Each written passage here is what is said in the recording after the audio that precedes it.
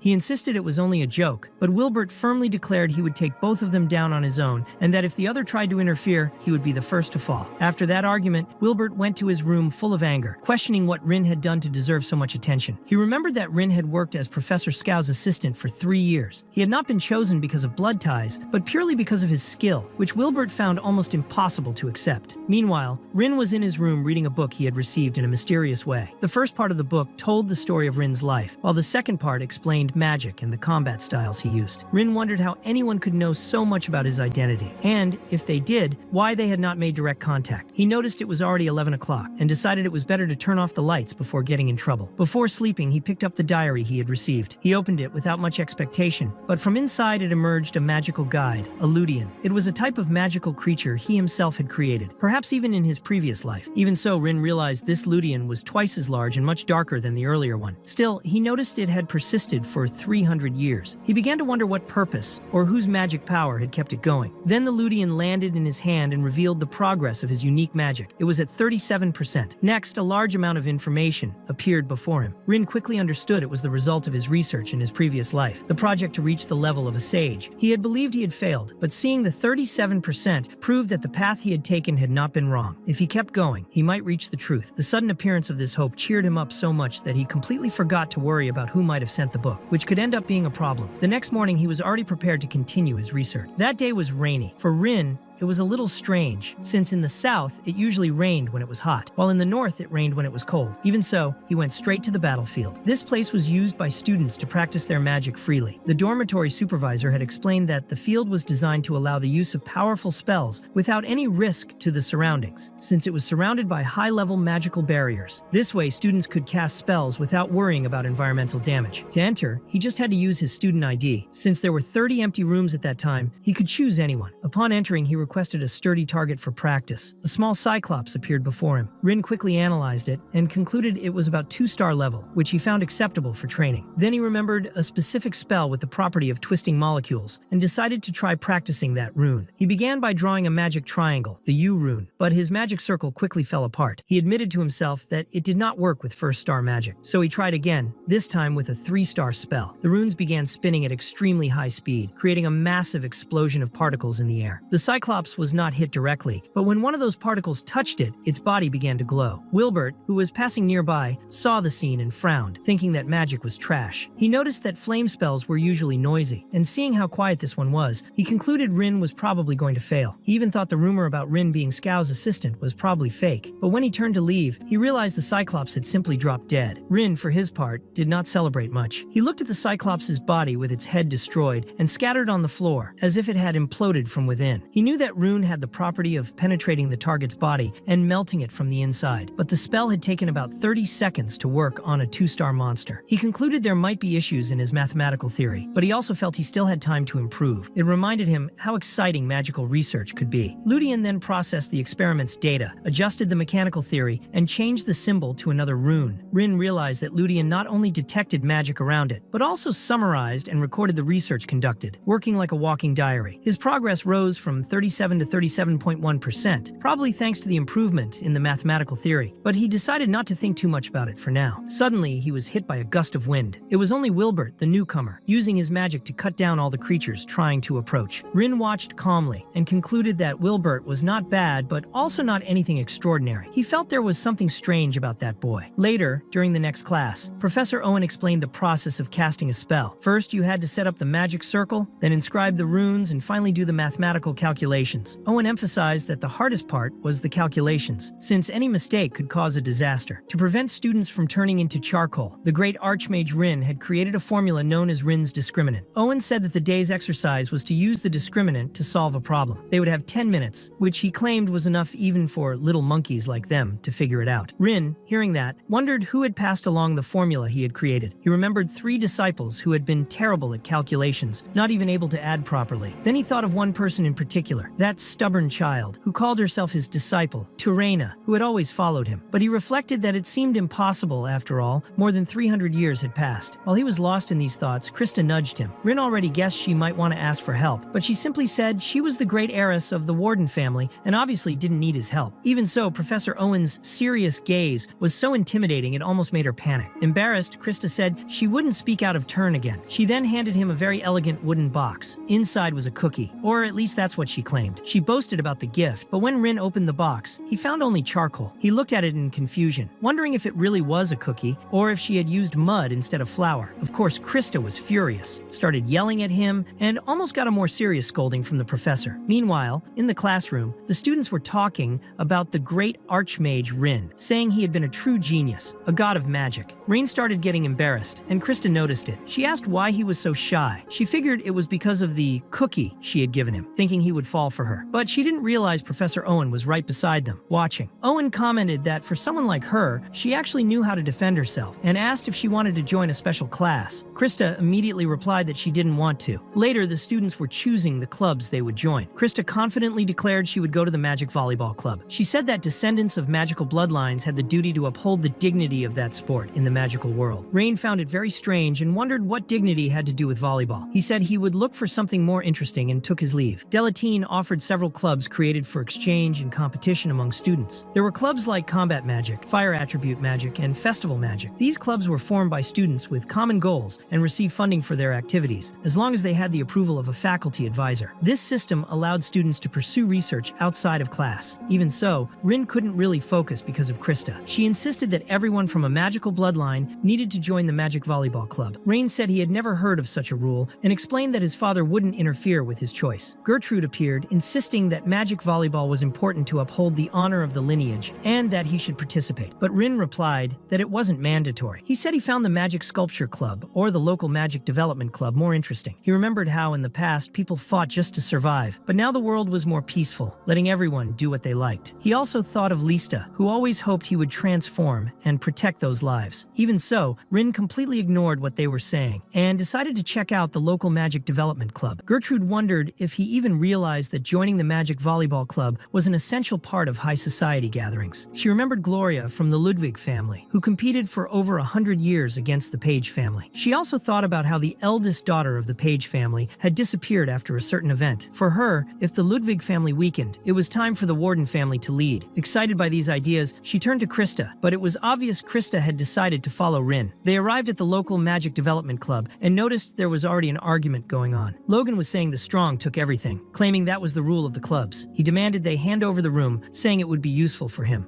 Christa explained to Rin that Logan was a junior member of the Chihak school, famous for training mages with a focus on martial arts. Logan wanted to settle things with a duel and was mocking the other boy, saying he didn't have the guts, calling it ridiculous that they needed a local development club. She said this happened often. To keep a club's activities going, you needed a room. When there weren't any available, you could challenge another club to a magic duel and take their room. Rain, watching the scene, said he hated that kind of trouble and thought about giving up right there. The club leader admitted that academic advances had boosted magic, but explained that activities like farming, first aid, and others were very important for those without easy access to them. He said the club's goal was to research how to use magic to help these people and solve problems like poverty. He shared that the older members had created the club for this purpose, and that he didn't intend to give it up easily. Logan laughed, asking if he was serious. He grabbed the boy by the collar and said he could barely hold on to the club against a freshman. He asked if he really believed that worthless research left behind by failed old men could change the world. The older student insisted he wouldn't give up the room, but Logan said he would open his eyes to reality and was about to throw him when someone stopped him, electrocuting his hands. Rain intervened, asking if he could settle it in a magic duel against Logan, since he had just declared himself a new member of the club. Later in the dormitory, Rain noticed his magical progress rate had risen from 37.1% to 37.9%. He remembered an old conversation with Lista when she asked if magic could do anything. Rin replied that it couldn't, because there were many things that couldn't be done. But Lista said that if they could create an oasis in the middle of the desert, they could help thirsty travelers. She said that after that great journey, she wanted to create with him a series of spells to make people's lives easier. Rin thought that he himself should develop these spells. Back in the present, Logan looked at him with disdain and asked if he really was a new member. Rin noticed the boy had red eyes and was standing next to Christa. Logan said that as a member of the 8 great schools, he was on his way to greet the noble Lord Rin, but ended up mentioning something about a magic duel. It seemed he had heard correctly, because Rin confirmed firmly, saying that if Logan was so eager to get beaten up, they could pick the place whenever he wanted. Even while provoking him, Rin stated he wouldn't use any combat magic to give himself an advantage, and said he would only use 3 spells, all developed by the club. Despite this, Logan reacted with scorn, calling him stupid and a failure, pointing out that normally it took 3 days to approve a new member in the club, making it clear that duel was just a personal challenge. The two ended up making a serious bet. If Rin won, Logan would give up joining the club and kick out any troublemaker who showed up. In return, if Logan won, Rin would have to retire and leave Delataine, claiming he had found an insurmountable barrier, represented by Logan. While they were discussing these conditions, Christa was outraged, considering the bet unfair, since Rin would risk giving up everything while Logan would only give up 1 club. Even so, Logan asked her not to interfere, and Rin agreed, assuring her that regardless of the terms, he would come out victorious. Logan decided to schedule the duel for that very night, and left to find a professor to serve as judge. Before leaving, he remarked that the day would be fantastic, showing confidence and eagerness to face him. Meanwhile, Christa was very worried about the situation, and tried to warn him about his position there. Rain, a freshman at the university, commented on it, but Christa acknowledged that he could do as he pleased, calling herself an idiot for worrying too much. Bran noticed her nervousness, and asked why she was so angry. The club president, for his part, seemed surprised and confused by what was happening. He explained that descendants of magical bloodlines like Rin usually never got involved in duels, because they had too much to lose. Observing the ring on the club president's finger, Rin noticed it marked him as a second-year student, identified by the 2 open golden wings on the ring. The older student confessed he felt more confused than grateful, and asked why Rin was helping. Rin clarified that he didn't intend to help directly, but was there because of a promise. Even so, the club president expressed his gratitude, warning him that he was underestimating Logan. He explained that Logan was a combat mage, excellent against mages who used long-range spells, and had remarkable physical abilities. Moreover, Logan had already won many duels with a win rate of about 90%. The older student admitted he was embarrassed for having argued with Logan so recklessly, and confessed that his club wasn't even that impressive. He shared that he had grown up in the countryside, where the villagers gathered money to pay his university tuition, in the hope that he could improve the village. But things hadn't turned out as he imagined, and his anxiety only grew over time without being able to give anything back. He regretted being the only one participating in that magical duel, but Rin interrupted him, saying there was nothing pathetic about it. He said he himself had accepted the challenge and would be the one to fight. Determined, he announced he would spend the rest of the day reading the club's magic books to get familiar with the spells and prepare for that night's duel. When the older student tried to warn him again, Rin calmly explained that he had started studying magic simply to survive in that world, reminding him that everyone had personal reasons for following that path. Later, while walking through the university corridors, Rin noticed that rumors about the duel had already spread. That was when Ellen appeared running, visibly sweaty and out of breath, shouting his name. As soon as she reached him without hesitation, she punched him in the face, saying she had been sleeping badly but was wide awake thanks to that mess. Ellen said she had heard in the faculty lounge that he was taking part in a duel, especially against someone like Logan, and demanded that he deny it immediately, or she would hit him again. Rin, however, admitted it was true. She called him a troublemaker and said she would need to drink some good liquor to calm her nerves, warning that if Logan hit him, it would be 10 times worse than that punch. Despite her complaints, Ellen was clearly very worried about him. When Rin asked if she was okay, she threw the question back at him with irony, asking if she looked pathetic enough to worry about her nephew.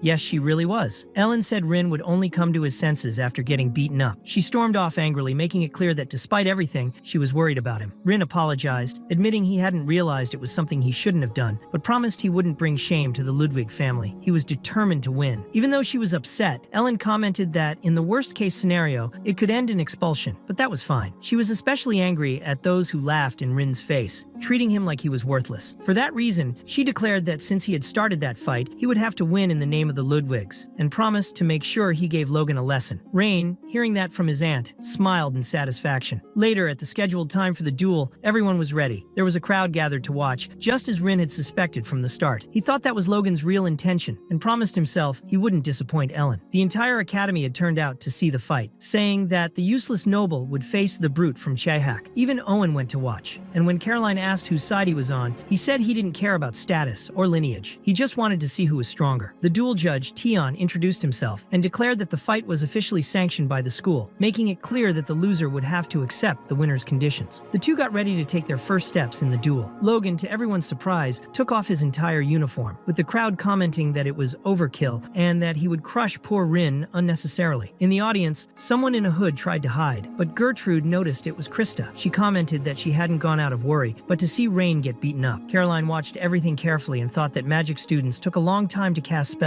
making combat mages like Logan especially dangerous. She was curious to see how Rin Ludwig would do. At that moment, Rin drew his main weapon, a broom. As soon as everyone saw it, they burst out laughing. The professors just watched in silence. Christa was disappointed, and Tion asked what that was supposed to mean. Rain explained that he had picked up the broom in the library, taking advantage of the fact that the cleaning lady had finished, and asked if it wasn't allowed. Tion replied that wasn't the problem. Logan then mocked him, saying he looked like he was begging for mercy, since earlier he had been so confident and now was sweeping it under the rug. He even suggested Rin should give up to avoid embarrassment. But Rin answered firmly that it was pathetic for a senior student to act like that, criticizing the younger ones who only knew how to talk, reminding them that mages won with magic, not with words. The judge, Tion, had to ask them to step back a bit, and made the final confirmation of the conditions. If Logan lost, he would have to serve as a guard for the local development club until graduation. If Rin lost, he would have to leave Delataine. Both accepted, and Tion ordered them to take their positions, warning that the duel would begin in 10 seconds. A magical timer appeared above them, and all the students rushed to make sure they wouldn't miss the start of the fight. Meanwhile, a staff member asked Ellen if she would be watching. She replied in an oddly calm tone, saying of course she would stay there. The staff member found her calmness curious, but Ellen explained that she was proud of Rin, and that maybe he was the vessel of a sage. She added that there was no reason to worry about the result because she already knew who would win. The duel began. Tion gave the signal, and Logan prepared to show his secret technique from the Chihak school called body enhancement. His body was covered by a magical aura that made his veins pulse with energy, a technique that concentrated power for both attack and defense. Even Hilbert, watching, was impressed, knowing that a mistake could rupture internal organs or break bones. Gertrude commented that Logan wanted to end everything at once. Caroline understood why Logan was considered a great talent of the Chihak school. Meanwhile, Rin held his broom tightly, closed his eyes, and took a deep breath. Logan announced he would finish it in 10 seconds and charged at terrifying speed. He thought Rin wouldn't even have time to react, since body enhancement guaranteed an explosive, nearly unstoppable impact. But at the last moment, Rin kept his eyes closed and spun his broom, completely destabilizing Logan's strike. He then landed a dry, precise blow that sent Logan flying. The entire crowd fell silent, shocked to see Logan airborne and spitting blood. Owen wondered if that was the famous staff technique from the Osirius school, explaining that 300 years ago this achievement elevated the school to one of the top 8. It was a staff technique developed by the great archmage Rin, who taught that even mages needed to master close combat to survive. The story said the archmage Rin only managed to create that technique after getting beaten up a lot by a great heroine, Lista. People in the audience wondered how a successor of the Ludwig family had managed to master such a refined technique. Meanwhile, Logan was recovering from the first blow. Caroline noticed something interesting. Rin's broom hadn't even broken. Normally, hitting a body reinforced like Logan's would have shattered an ordinary broom, but Rin had increased its durability with magic. His magical control was so impressive that even Caroline, as a teacher, was amazed. The crowd erupted in cheers when Logan was sent flying by that powerful strike. Even though he was surprised, Logan tried to understand what had just happened. He couldn't believe his body enhancement had been broken by a simple broom. As he got up, still confused, Rin reminded him that 10 seconds had already passed and that the duel wasn't over. He taunted Logan, saying that besides being a loser, he was also a liar and promised to finish everything in just 6 seconds. Logan was furious at Rin's arrogance and decided to use his magic release, creating a huge tremor in the arena. This lifted Rin off the ground and sent rocks flying at him. But Rin used the broom to protect himself, planting it in the ground with magic to withstand the impacts of the falling rocks. Logan tried another kick, fast and strong, but ended up stepping in a pool of mud that made him sink. Rin calmly explained that the mud was the result of a spell from the local development club, normally used to plow farm fields. He then said he had another spell ready, one that created a temporary dam to contain floods, a 2-star spell. He asked Logan and everyone watching if that wasn't pretty useful. Owen noticed that Rin had used the broken rocks to create a platform and maintain the right distance. It was impressive how he had predicted Logan's movement to turn the terrain into mud and limit his mobility. Caroline recognized that the mental calculation involved had been truly impressive. Rin announced that the duel was about to end. As the finishing move, Rin threw the broom. his main weapon. Christa was surprised and wondered to herself what he was doing since it looked like he was abandoning his attack. When the broom got close to Logan, he used the opening to charge at Rin like a meteor, but Rin didn't even move. He knew the duel was already decided. Logan was suddenly trapped by large roots that emerged from the mud and held him in place. Rin explained that this was the final spell, which gave life to dead plants for about 10 seconds, making it perfect for that situation. Logan realized, shocked, that the broom had transformed into those roots and wood. Rin confirmed to everyone that, as promised, he had used only 3 spells. Logan, unable to move, struggled against the roots that bound him, feeling humiliated. Rin commented that maybe he had put too much magic power into them and that the roots were very firm, but reassured Logan, saying he would be comfortable soon. Instead of injuring him further, Rin simply slapped his face and turned away, ending the duel. He declared that it was over and that all Logan needed to do now was accept defeat in silence. He remarked that taking a blow like that hurt, reminding Logan that he himself had done the same to many people. That was why he said from now on Logan would have to live a more kind-hearted life. Next, Rin used magic to make the roots grow even more, lifting Logan off the ground and immobilizing him completely. It was the first time Logan had experienced such a humiliating defeat. He remembered that it wasn't the strongest who survived, but the most adaptable. Rin commented to himself that the wood had held up well, considering the spell. He also remembered that a magic duel only ended when one side surrendered or fell completely, so he finished the fight with a direct spell to Logan's face, knocking him down with no chance to react. Even so, Rin calmly said that technically he had used only 3 spells, and that the last one was just to finish it for good, so it shouldn't even count. In the next moment, everyone was speechless. Logan was completely defeated. Tion,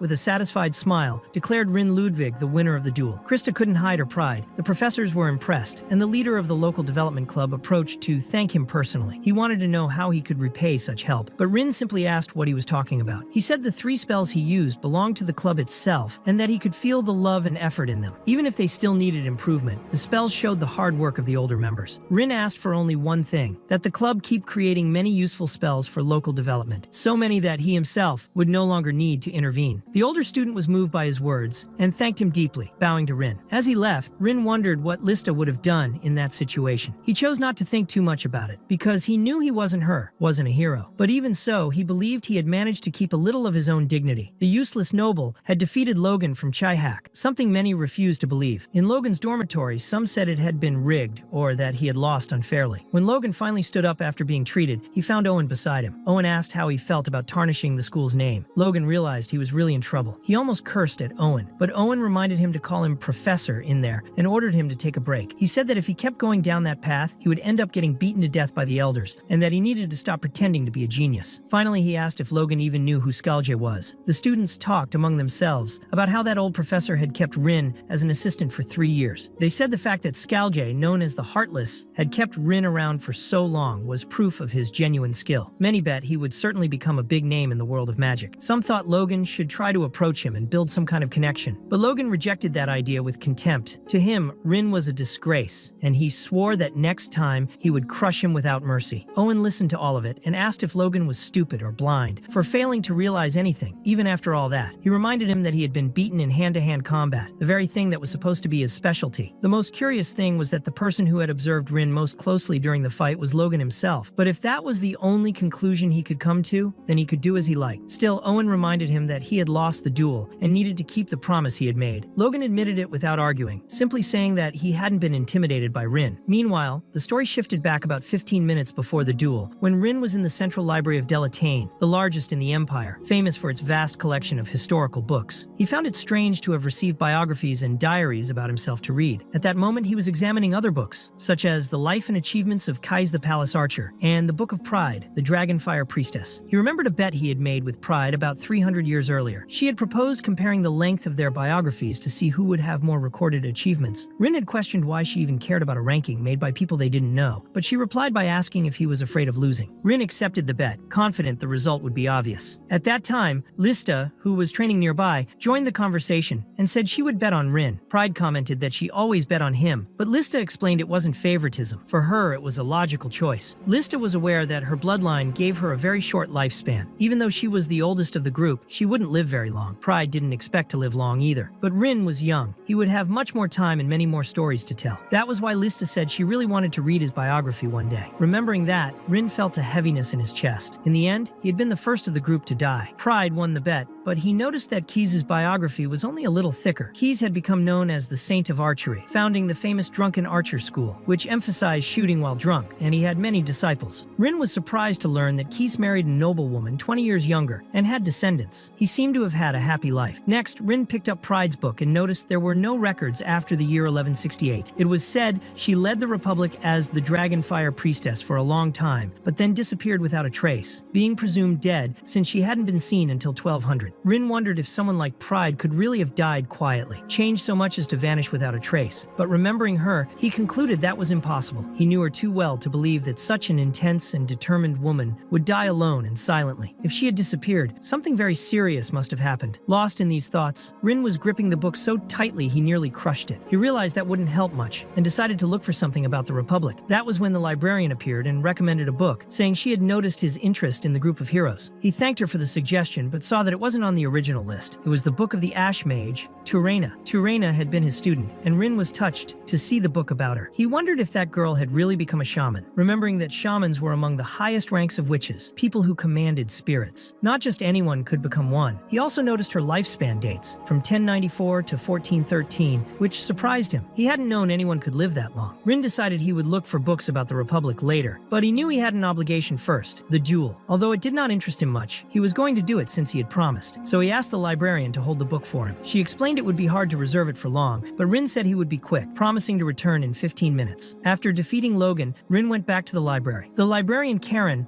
looked nervous and asked if he had taken any book without permission. Rin immediately denied it and asked why. Karen explained anxiously that when she finished organizing things and went to check, the book was simply no longer there. She insisted it was impossible for it to have left the library since any unregistered book would trigger a magical alarm. Rin was surprised that all this had happened in such a short time and felt that Karen was not lying. She apologized several times, saying it was embarrassing that the book had simply disappeared. Rin suggested they could just buy a new copy. He assured her he could pay for it and even mentioned Karen could file a formal request with the Academy saying he had lost the book. Karen, however, did not want to take it that far. Even so, Rin insisted there was no reason to refuse. He explained that no matter how expensive the book was, even if it was his responsibility, there would be no punishment. Karen hesitated at first, but eventually agreed because she knew Rin would not change his mind. Rin did not understand why she was so attached to the matter, realizing that Karen was very careful. She, in turn, seemed surprised by his determination and thanked him sincerely. Later, in his room, Rin reflected on the people who had thanked him so far. He wondered if he had changed because of the new body, and if it gave him more peace of mind. At the same time, he began to sense something strange about the incident. The diary he had given to Lista had ended up returning to him, and that happened exactly when he started investigating the past. In addition, the book about Thor Rin had disappeared. For a moment, Rin considered the possibility of someone who knew him from his previous life being involved, but he quickly dismissed the idea, thinking it absurd, because everyone he had known before was dead. He wondered who could be behind all of this. His thoughts became so confused that he got a headache. To try to calm down, Rin decided to summon Rudia and check his progress, which was at 37.9%. He found it curious why it had increased, since in his view, all he had done the day before was win a magical duel. He suspected that maybe using magic against people contributed to the progress, but he did not think that was the right path. Although power could rule the world, he felt it was not enough to use brute force alone. He remembered that when he defeated something that was not alive, the increase had been only 0.1%, while beating Logan had given 0.8%. With no other clues, he thought it might be worth testing, but he also knew that using magic against living beings inside the school could cause problems. That is why he started considering becoming an adventurer, since he needed money to buy books. Despite the risks, Rin thought it might not be such a bad path to follow. The next morning during class, Rin was widely talked about. Many women gathered around him, and he awkwardly apologized, explaining that he did not plan to remember any of their names. Even so, they did not mind and told him not to be shy. Other people also commented on his success with the girls. At that moment, Christa appeared and asked everyone to move away. Immediately, they made way for her. Gertrude even joked that his nickname should be Heartbreaker. When Rin tried to talk to Christa, she scolded him and made it clear she did not want to talk to him, reminding him she had already warned him not to bother her anymore. Rin figured she was still upset about the magical duel and everything that had happened. He concluded they were not friends. However, Christa explained she was not exactly angry. In fact, she found the duel satisfying, but it annoyed her to see Rin pretending to be weak. For her, a strong person should show their strength proudly. Now that she knew his potential, she could face him without guilt over humiliating the weak. She even said that next time she would crush him, exciting the crowd who wanted to see another duel between them. Rin, however, remarked that in Professor Owen's next class, she should remain standing. Christa acknowledged that and sat down. Gertrude found it funny to think Christa had probably rehearsed that declaration of war all night, but could not deliver it the way she wanted. On the weekend, in the central library, Karen explained they had a serious problem. All books related to Torina were out of stock. She said she had contacted all the publishers, but there were none available. Apparently, the Church of the Radiant Dragon had added all those books to its censorship list for the year, declaring Torina a heretic even after her death. Rin wanted to know how someone could be declared a heretic after death, and asked if Karen had read the book. She confirmed she had, saying it was required reading for any librarian since it told the story of Torina, summoner of the Fire Dragon Pride, with many stories to tell. Rin, however, did not like thinking about that girl. He wanted to know if there was anything suspicious in the book, such as black magic, but Karen said she did not remember anything like that. It was just a normal biography, which would have been filtered by the censorship if there had been any dangerous content. Faced with that, Rin concluded he might have to turn to the black market, where it was possible to find heretical books and even magical tools corrupted by the abyss. Karen admitted that those books could be found there, but was worried about the price. She explained that the rarer the book was, the more expensive it would be. Rin concluded that money was the biggest problem. He could not ask his family for financial support since it was a book considered heretical. Karen estimated the price at least 3 gold coins, something she herself could not afford on her salary. Rin felt frustrated because he did not want to have to worry about money in this life. He began thinking of ways to make money quickly. He knew that in situations like this, only a high-risk strategy could give a good return. That was when he remembered what he wanted to do: earn money by risking his own life. He told Karen he planned to become an adventurer to get the necessary amount. Karen was shocked and said it was very dishonorable for a lord of a noble house to get involved in such humble activities. Despite that, Rin replied that he was not doing it only for the book, but also because this path would allow him to achieve his goals faster. Even though she was embarrassed, Karen ended up accepting it. The next morning, a library inspector questioned Rin about a borrowed book. He said that freshmen were not allowed to check out books during the first semester, and that the person who had authorized the loan was Karen on her day off. Another staff member remarked that Rin might have insisted somehow, and the librarian on duty suggested she might have written the wrong name. Karen's handwriting was so messy it was hard to say whether she had really written Rin or someone else's name. Lately, everyone at the academy only talked about Rin, so she might have gotten confused while writing. There were also rumors that Karen had been seen in secret meetings with Lord Rin, fueling gossip that she was in love with him. Given all that, the library inspector concluded there was no problem and decided to correct the name in the loan record. They concluded that the person who had probably borrowed the book was Professor Ellen Ludwig. Meanwhile, it was explained that in the past, being an adventurer was considered an extreme job where you risked your life for money. Nowadays, adventurers were more like combat specialists who helped people or worked as mercenaries to eliminate monsters. At the higher levels, they were even treated as heroes. The world had changed a lot, and even so, inside the Adventurers Guild, there was still an old-style tavern where everyone gathered. Rin used that environment to listen to rumors and conversations. He found out that the most common monsters in that area were called rat spiders. He made a mental note of this information, thinking about how he could use it to make money. Then he went to the counter to register as an adventurer. The receptionist noticed his uniform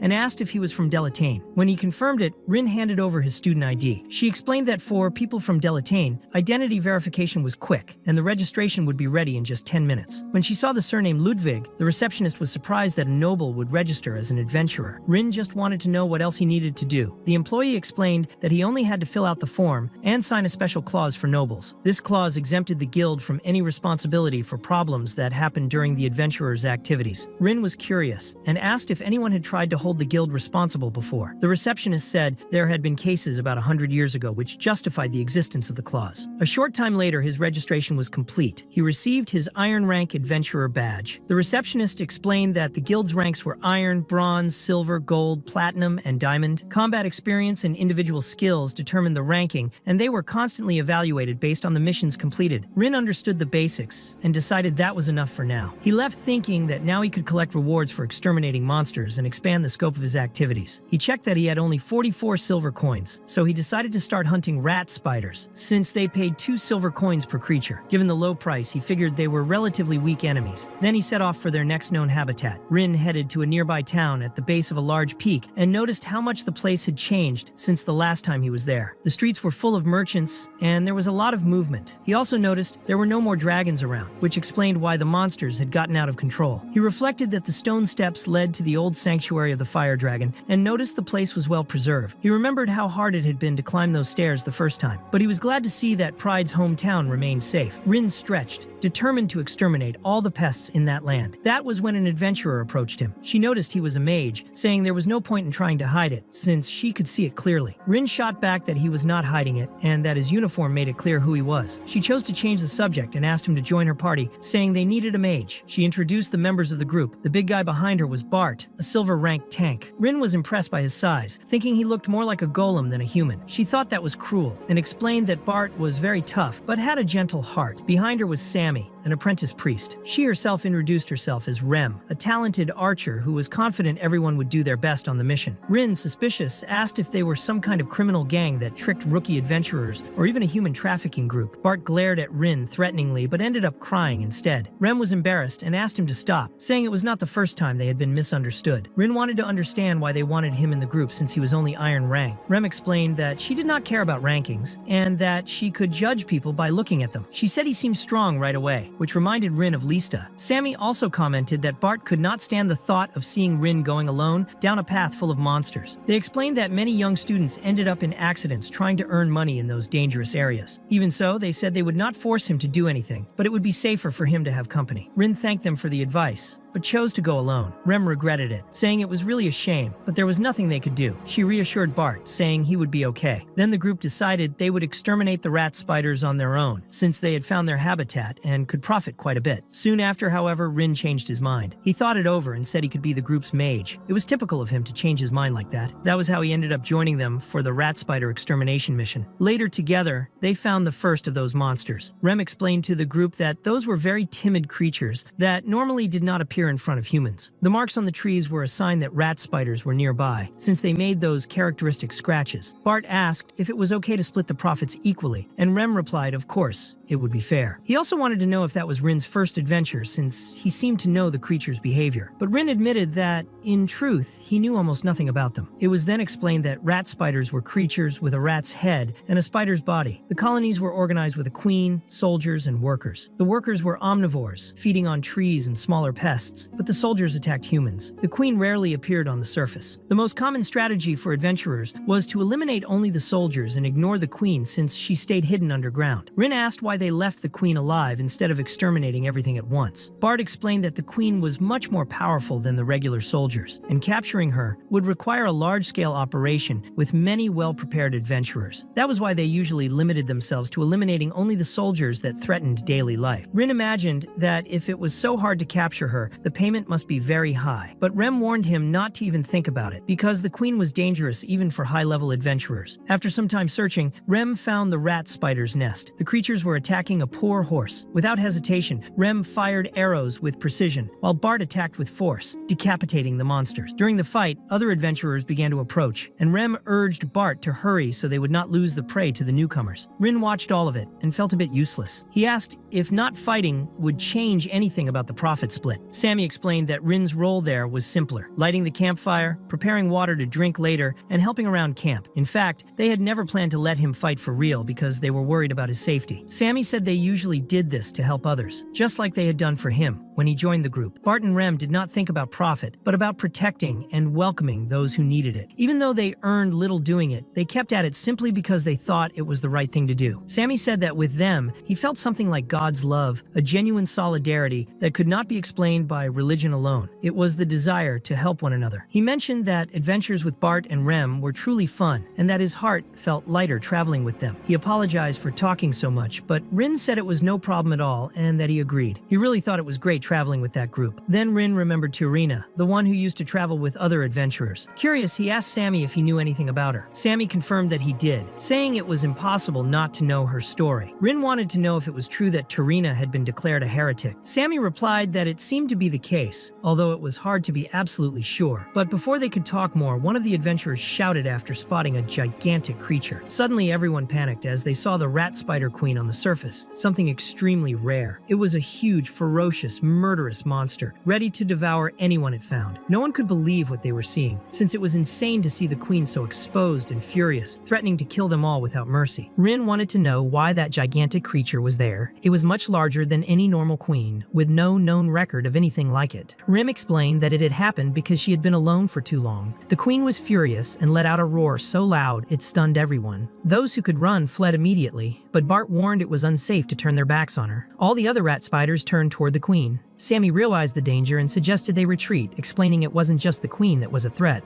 When she appeared, all the rat spiders would group together to kill anyone who tried to escape. Rem tried to save some people with his arrows, but Bart said it was useless to fight the minions. They had to focus on the queen while Sammy protected the newcomers. Rin was also fighting with his staff. Rem kept firing arrows and managed to hit the queen's eye. While she tried to remove the arrow, the other rat spiders closed in. Bart held the front line and killed several of them, then landed a direct blow to the queen's head. Everyone felt hopeful, thinking she was dead.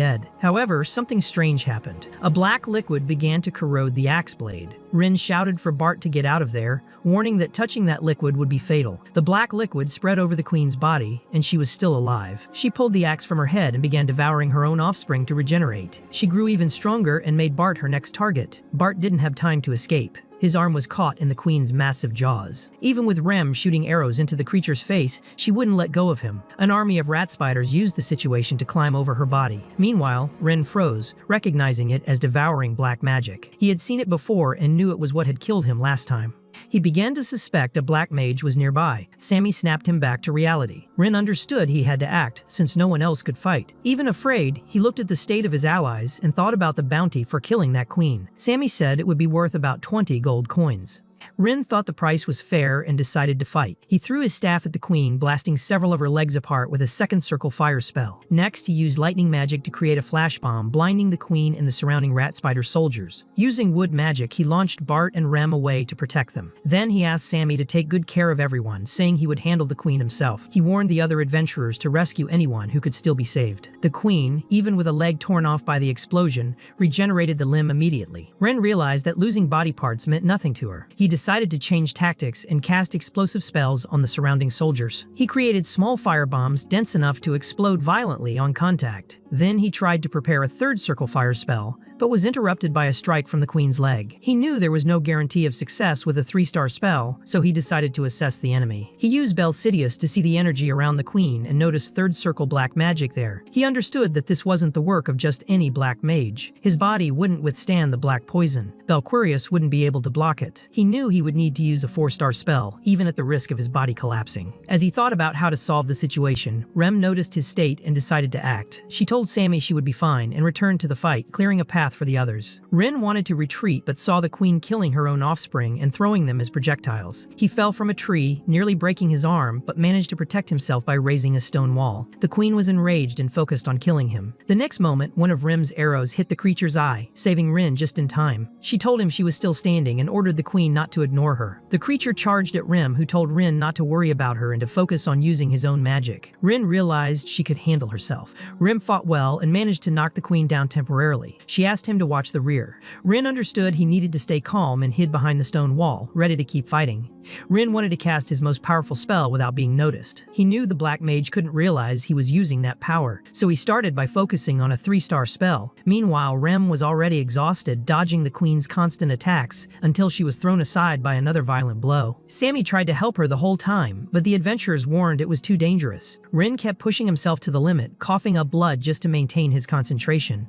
When the queen was about to strike Rim, Sammy managed to save her at the last moment. He promised everyone would get out alive, that no one needed to sacrifice themselves, and asked Rem to stop being so reckless. While healing her, Rem apologized and promised she would write a letter of apology later. He replied, of course she would. That brief moment of relief was the time Rin needed to finish the spell. He began forming the runes. The first rune was for range, allowing him to hit the queen with a firestorm even from afar. The magic circle had 4 layers of interlocked triangles. The second stage was restriction, used to bind and prevent the creature from escaping. He finished the complex equations, involving 14 polynomials and 7 rational functions, ensuring ensuring the flames would hit only enemies and spare allies. When he completed the power calculation, Rin used the dissemination rune. This created a pillar of fire so intense it burned the queen to ashes. The flames were so huge they could be seen on the horizon. When it was over and the ground was still smoking, the group saw only a charred carcass left. Rin found it almost pathetic. In his previous life, he could cast that kind of magic 7 times in a row, but now he had almost died just to use it once. When the wind blew, the queen's ashes scattered, and the rat spider soldiers returned to normal, fleeing the battlefield. Sammy immediately went to rescue Bart, who was in critical condition. Rem felt dizzy realizing that creature had been defeated with a single attack. Sammy explained that Bart was naturally strong and would survive, recovering from his injuries. When Bart regained consciousness, he asked if everyone was okay. Rem said yes, that everyone had received treatment. She admitted she hadn't expected the queen to have regenerative abilities, since that wasn't in the adventurer's records. She also asked who had managed to defeat that creature in one blow, then remembered Rin, who was passed out.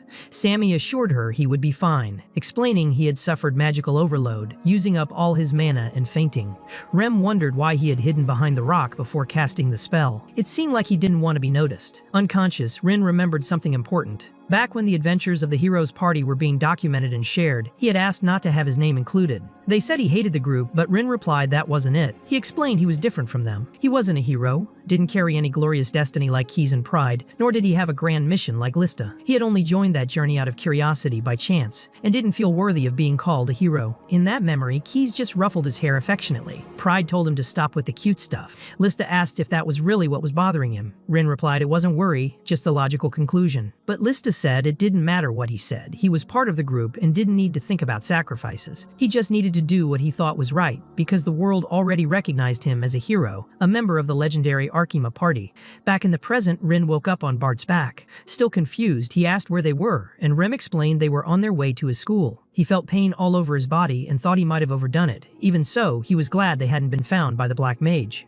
Bart asked if that powerful magic had been his. Rem told him not to lie, since everyone already knew. Rin said he wasn't hiding it. Rem mentioned she had left his name out of the report and asked if she should correct that. Rin said no, to leave it as it was. Rem suspected he had other reasons, but decided not to ask more. The most important thing was that he had used his power to save everyone, and they would repay the debt one day. Sammy reminded them that this time Rin was entitled to the entire reward. Bart immediately agreed, saying he would do that without any problem. Rem also agreed, but Rin joked that he only wanted 5 gold coins. Bart insisted he deserved much more, that he should take whatever he needed since he saved their lives. When Rin refused the full payment, Rem suggested dividing it differently. She said she intended to become one of the best adventurers in the world, and that Rin could invest the money in connections. Rin agreed, saying it made sense. Sammy took the chance to tell Rem something. He said he had heard by chance in the church district that Torina had been involved with black magic in the last years of her life. Later, they said their goodbyes and went their separate ways. In the dormitory, Rin reflected on what he had heard. He didn't remember any mention of Torina being involved with black magic. He recalled the first time he met her. Her village had been completely destroyed and was full of corpses, taken over by the abyss. In the middle of a house submerged in the swamp, they found Torina, who was only 7 at the time. He lit a fire to warm the place and saw she was starving. When she saw him reach into his bag, she thought he was drawing a weapon, but he only pulled out a piece of bread and assured her it wasn't poisoned.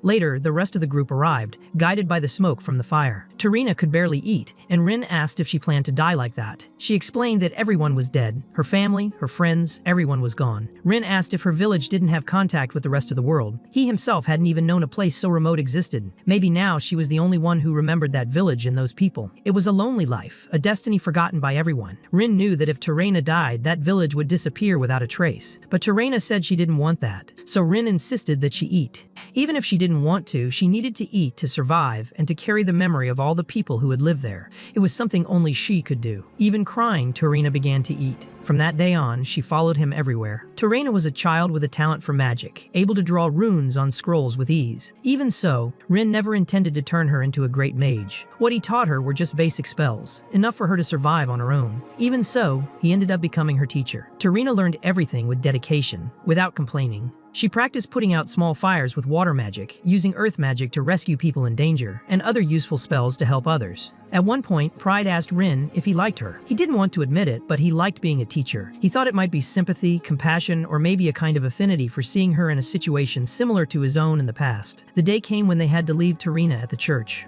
Though her expression was somber, she said goodbye without making a scene. But as soon as she entered the church and was received by the priest, Torina declared that it wasn't her place. She said her family was the heroes group. When another bishop arrived, she noticed the head bishop was magically restrained against the wall. The new priest talked about sending a team to capture her, but the leader said there was no need, that he was fine. Torina had apologized, but explained that her place was at her master's side. She ran all the way back and, when she rejoined them, explained she had escaped using the magic she learned from Rin. She asked to be accepted back, promising not to cause any trouble. Rin accepted but asked if she had hurt anyone with her magic. She said no and promised never to harm anyone without reason. And so Torina returned to the group. During the journey, her talents blossomed. Although reckless, she had great potential. Everyone in the group helped guide her. She learned quickly, like a sponge absorbing water, even if she was sometimes shy or hesitant. Over time, she became strong enough to face dangerous monsters. She was then officially accepted as a member of the group. Lista even bought her an official uniform, while Rin prepared a hat just like his to give her as a gift.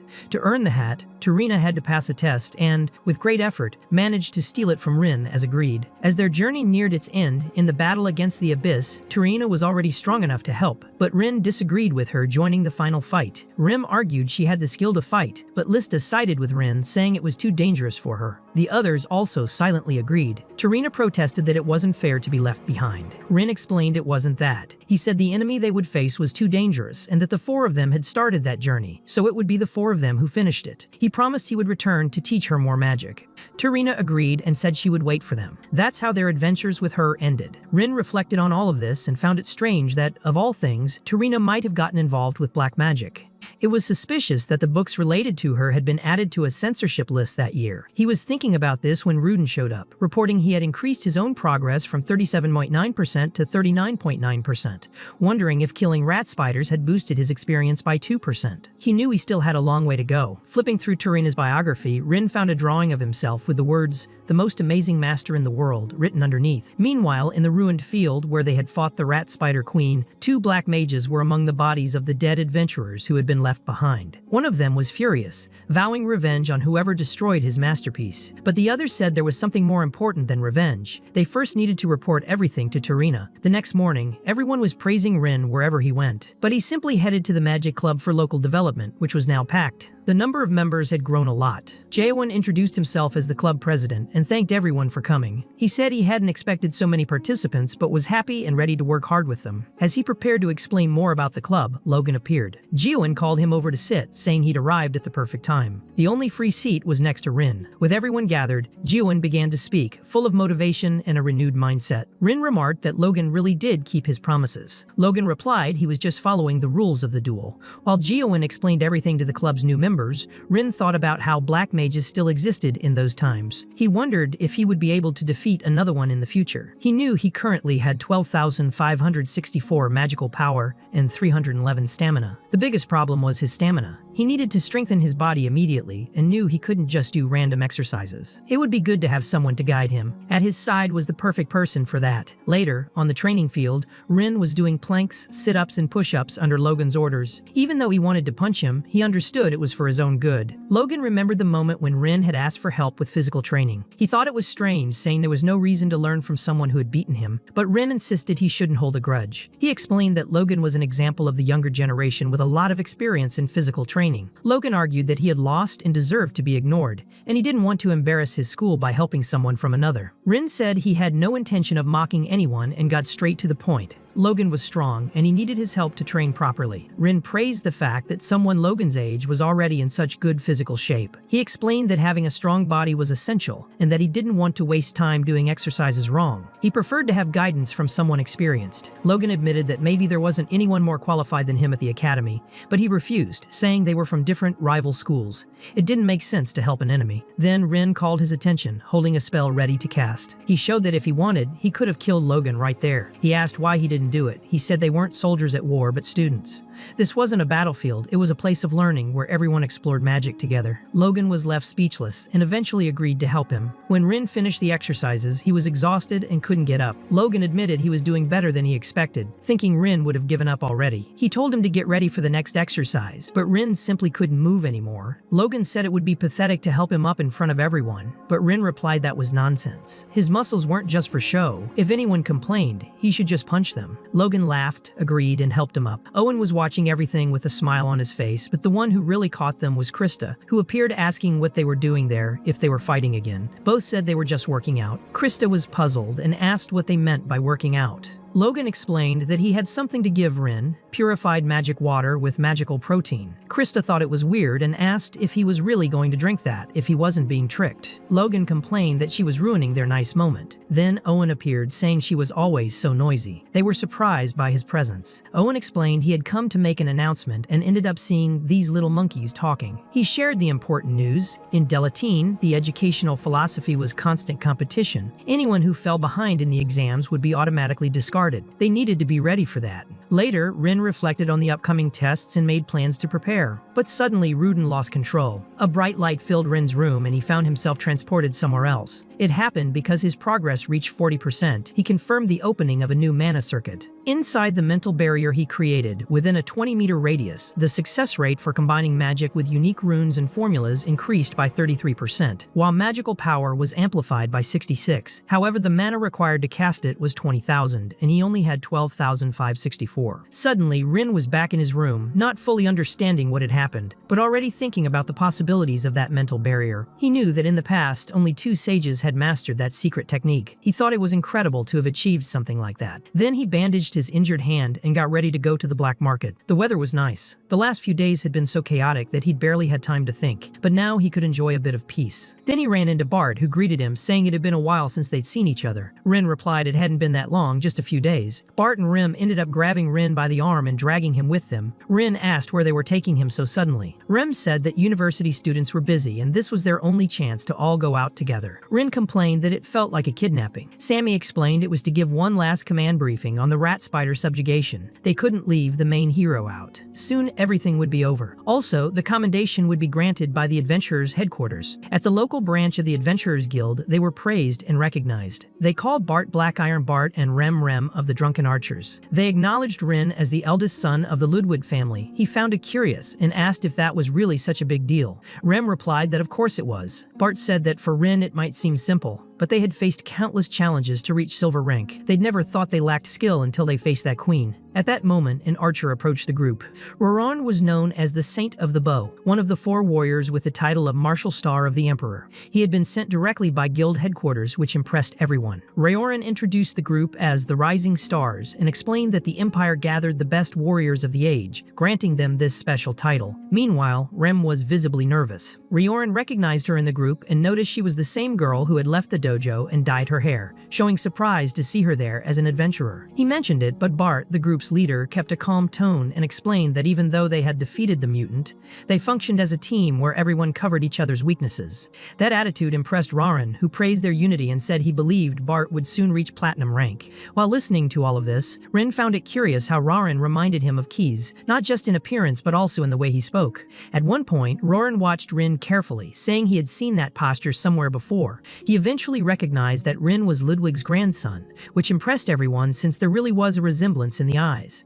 Roran mentioned he owed a favor to Rin's grandfather. Meanwhile, Rin noticed the bows they used and realized theirs was the same as his own white reed bow. Remembering that, he felt nostalgic because it had been a long time since he'd seen it in use. When he focused, he felt the bow resonate back to him, which surprised him. Rioran, however, quickly returned to the reason he was there. He needed to perform the ceremony to formalize the mission, but since the text was very long, he decided to summarize it. The reward would be 2 gold coins for the group and 500 contribution points for each guild member. With that, everyone around them began praising and crowding the group, calling them amazing. Sammy explained that they were already very popular. He asked Rin if he was sure he wanted to leave without enjoying that fame. Rin replied that he didn't care about it and preferred to leave right away. Sammy agreed and said he would let the others know about his departure. By the way, Rin had been promoted to bronze rank and could be recognized on the streets because of it. Even so, he just hoped nothing troublesome would happen. While walking through the crowd, he realized he was being watched. Later, he saw again, through Ludian, that he needed to accumulate 20,000 mana to advance, but at the moment he had only 12,000. He knew there was still a long way to go, but once he got the necessary book, he could finally focus on mana training. He thought about the difficulty of breaking through the mental barrier, something he hadn't managed even in his past life. In the middle of this thought, someone in the crowd shouted to Rin, saying that even if he kept going that way, he wouldn't reach the black market. He explained that it wasn't a wrong direction, but that the black market had changed location because of the circumstances. The man introduced himself as a member of the Magic Alliance and asked for a bit of Rin's time. Later, already seated in a restaurant, Rin asked him to get straight to the point because he was in a hurry. He wondered how that man knew he was going to the black market and realized he had a considerable amount of mana. The man forgot to introduce himself at first, but then said his name was Doran Slade and that he worked in the Special Operations Department of the Magic Alliance. He said he had been Kevin's secretary when Kevin was the student council president, noting that it had been some time ago. Doran Slade explained that he was on Rin's side, just trying to confirm a few things, such as the magic used to defeat that mutant queen. He said there was no record of Bart's group having bought any scroll to use it, ruling out that possibility. He also asked if Scusse had helped the grandson in any way to protect him, but Rin denied it. So the only option was that he was trying to hide his own identity. Rin replied that he had just taken a precaution. Doran Slade insisted, saying that he was trying to protect himself from a dark mage. Meanwhile, the waiter brought the food, but Doran Slade commented that it wouldn't be enough for both of them and ended up eating it all by himself. When Rin got up to leave, Doran Slade invited him to work with him in the Special Operations Department in the future, explaining that, for now, he was still just a student. He also said that Kevin was in good health but wouldn't take long to inherit the family estate, and that working there would give Rin the authority to investigate magical crimes independently. Rin didn't seem very interested, but Doran Slade warned that the Church of Darkness was on the move and that the Magic Alliance's higher-ups were negotiating for peace, although something big was about to happen and no one was sure they were ready for it. Rin said he had no idea what he was talking about but promised to think about it. Deep down, he wondered if he would have to fight those terrible people. He decided he didn't want that life again and that this generation would have to deal with it. Doran Slade explained that if he needed anything from the black market after the Delataine tests, he could look for the VIP escort mission at the Adventurers Guild for help. Soon after, another person showed up. It was Tyring, also from the Special Operations Department. She joked, asking if Doran Slade had been rejected. She commented that Delataine generation was called the Golden Generation and asked why he had chosen the young genius master. Doran Slade replied that Rin wasn't part of that generation and didn't seem to have had any contact with Torina. Even so, they decided to investigate if there was any connection before they entered the school. In his thoughts, Doran Slade reflected that Rin couldn't be part of the Golden Generation, and that, in fact, Kevin had created a monstrous being. He admitted to himself that he had never met anyone so frightening in his entire life. Later, already back at the academy, Rin told Karen that, fortunately, he hadn't managed to find the book he was looking for. Karen said it was all right and took the blame for losing the book, explaining that it happened out of carelessness. Even so, she thanked Rin a lot for trying to recover it. For her, the most important thing was knowing he was healthy and well. Rin then asked if, by any chance, a man with a smiling hat had shown up there looking for him. Karen replied no, but said that some agents from the Special Operations Department of the Magic Alliance had stopped by. They only talked to some familiar staff members without looking for anything specific. Rin thanked her for the information and said he would head back to the dormitory. On the way, he thought that Doran Slade must have been there. But even so, he didn't know how he had found out about the black market. Arriving at the dormitory, Rin found 2 large boxes delivered right at his door. It was the order he had been waiting for. Inside them were 2 large spiritual pearls, bought to store his mana and help him activate his mental barrier. At the moment, he had just over 12,000 mana but needed to reach 20,000 to progress. So he decided to put 8,000 of those mana units into the pearls to store and use later. When he did that, the release power was so intense that he was thrown backward, ending up exhausted. After that, he just had to wait for everything to stabilize. Later, he finally managed to raise his mental barrier using the mana he had stored. During the process, however, he felt terrible pain, was hit internally, and even coughed up blood. For a moment, he thought he had failed, but realized he hadn't. Around his body appeared the runes of flow, volume, reverence, and world. He had managed to activate his mental barrier. To test it, he cast a 3-star spell and noticed he could feel everything with absolute clarity, as if the runes were at their most refined level. Even the magical formulas seemed more precise and detailed. It was his own mental world taking shape, but the effort left him so tired he collapsed. The mental barrier was a mirror that reflected the user's mind. The second sage Christa Warden had taught that. In Rin's case, his desire for truth was clearly manifested in that space. Even so, he did not intend to follow the sages blindly. He only wanted to use part of that knowledge to improve his own methods. Still, he knew he was one step closer to becoming a 7-star mage. Meanwhile, at Delataine, a meeting was taking place in the conference room. Medelia asked if everyone was there and if everything was ready. Kyle, the associate professor, confirmed yes and explained that the upper-year students were out in the field, allowing them to focus only on the first-year students. He also mentioned hearing about some recent disagreements. Tion and Owen, other professors, were also present. Ivan commented that they did not have clear information about the case, but suspected someone might be hiding a student's powers.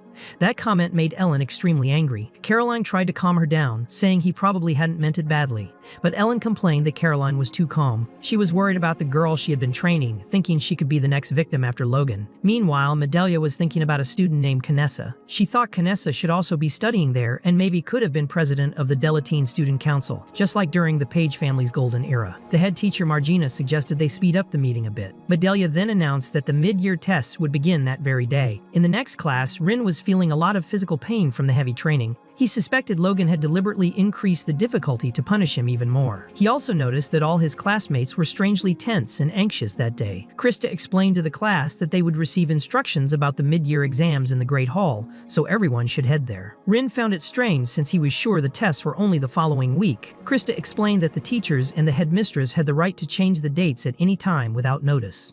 Gertrude commented to Rin that by moving the tests up, the academy was preventing students from over-preparing or using strategies to study better. She reminded him that the previous year they had announced the schedule and given the exam the very next day. Rin replied that he actually liked that kind of challenge because true mastery required someone to achieve good results in any situation. Gertrude was furious when she heard that, thinking he spoke like an arrogant noble, but even so she had to admit to herself that he was right. Christa commented that this kind of pressure made everyone give their best without regrets, so they all went toward the Great Hall, where many people were already gathered. Many were clearly nervous, almost crying, but Christa remained firm and determined. Rin ended up meeting Logan, who greeted him, saying he had also arrived early. The two seemed to be getting along better, but Gertrude warned Rin not to be so friendly with Logan, reminding him that he would be one of his biggest rivals in the tests. Rin, however, thought that he did not see him as a real enemy. For him, Logan was almost like a teacher, someone who even provided magical protein every day to help him with training. Gertrude wondered if Rin really thought that anyone who gave him food was therefore a good person. Meanwhile, Logan teased her, calling her Christa's servant and joking as if he were going to offer some magical protein. Gertrude, irritated, was not in the mood to talk. Logan found it funny, saying she was very scary, but Christa interrupted, reminding them it wasn't the time for that kind of conversation. Rin noticed that Gertrude was very stressed. He thought she would be able to pass the tests easily since she was quite skilled. Christa explained that those mid-semester exams had a nice name but were actually a cruel filter. They were meant to weed out students who did not have what it took to stay at Delataine. Usually at least 20 students were expelled every semester, and sometimes the number was even higher. To remain there, they would need to focus a lot. At that moment, Professor Caroline began an official announcement over the loudspeakers, commenting that the atmosphere was very tense and anxious, but that students should save that nervousness for the exams. She then explained that they would now make announcements about the mid-semester exams. She said the exams would last a week, starting that very day and going until Friday, which left many students in shock since they did not expect them to start so soon. The professor explained that the teachers themselves would assign the grades. If any of them judged a student as insufficient, that student would have to pack up and leave the academy immediately. Next, the professors who would do the grading were introduced. The class grew nervous and very impressed. Gertrude recognized one of the figures, becoming shocked when she realized it was Professor Margina, someone Rin did not know. Gertrude explained that Margina had been the leader of the Magic Alliance and was the head teacher, even surprising Logan by seeing someone so important from the magical world there. To help Rin understand better, Gertrude told him that Margina had taken his grandfather Scourge's position, and Rin realized how worrying that could be, thinking that if she was anything like his grandfather, they would have problems. In addition to Margina, the other grading professors would be Kyle, Geron, and Ellen. When Margina began to speak, everyone became even more tense. She cast a very powerful spell to demand silence, leaving the students almost deaf and even impressing the other teachers. She then said they were not there for a sightseeing trip, warning that any useless student would be removed from the school in this process. She made it clear that she was not like other teachers who wanted to see everyone succeed in life. Her goal was to ruthlessly eliminate the incapable and see how many would remain at the end. With that, the crowd fell into absolute silence,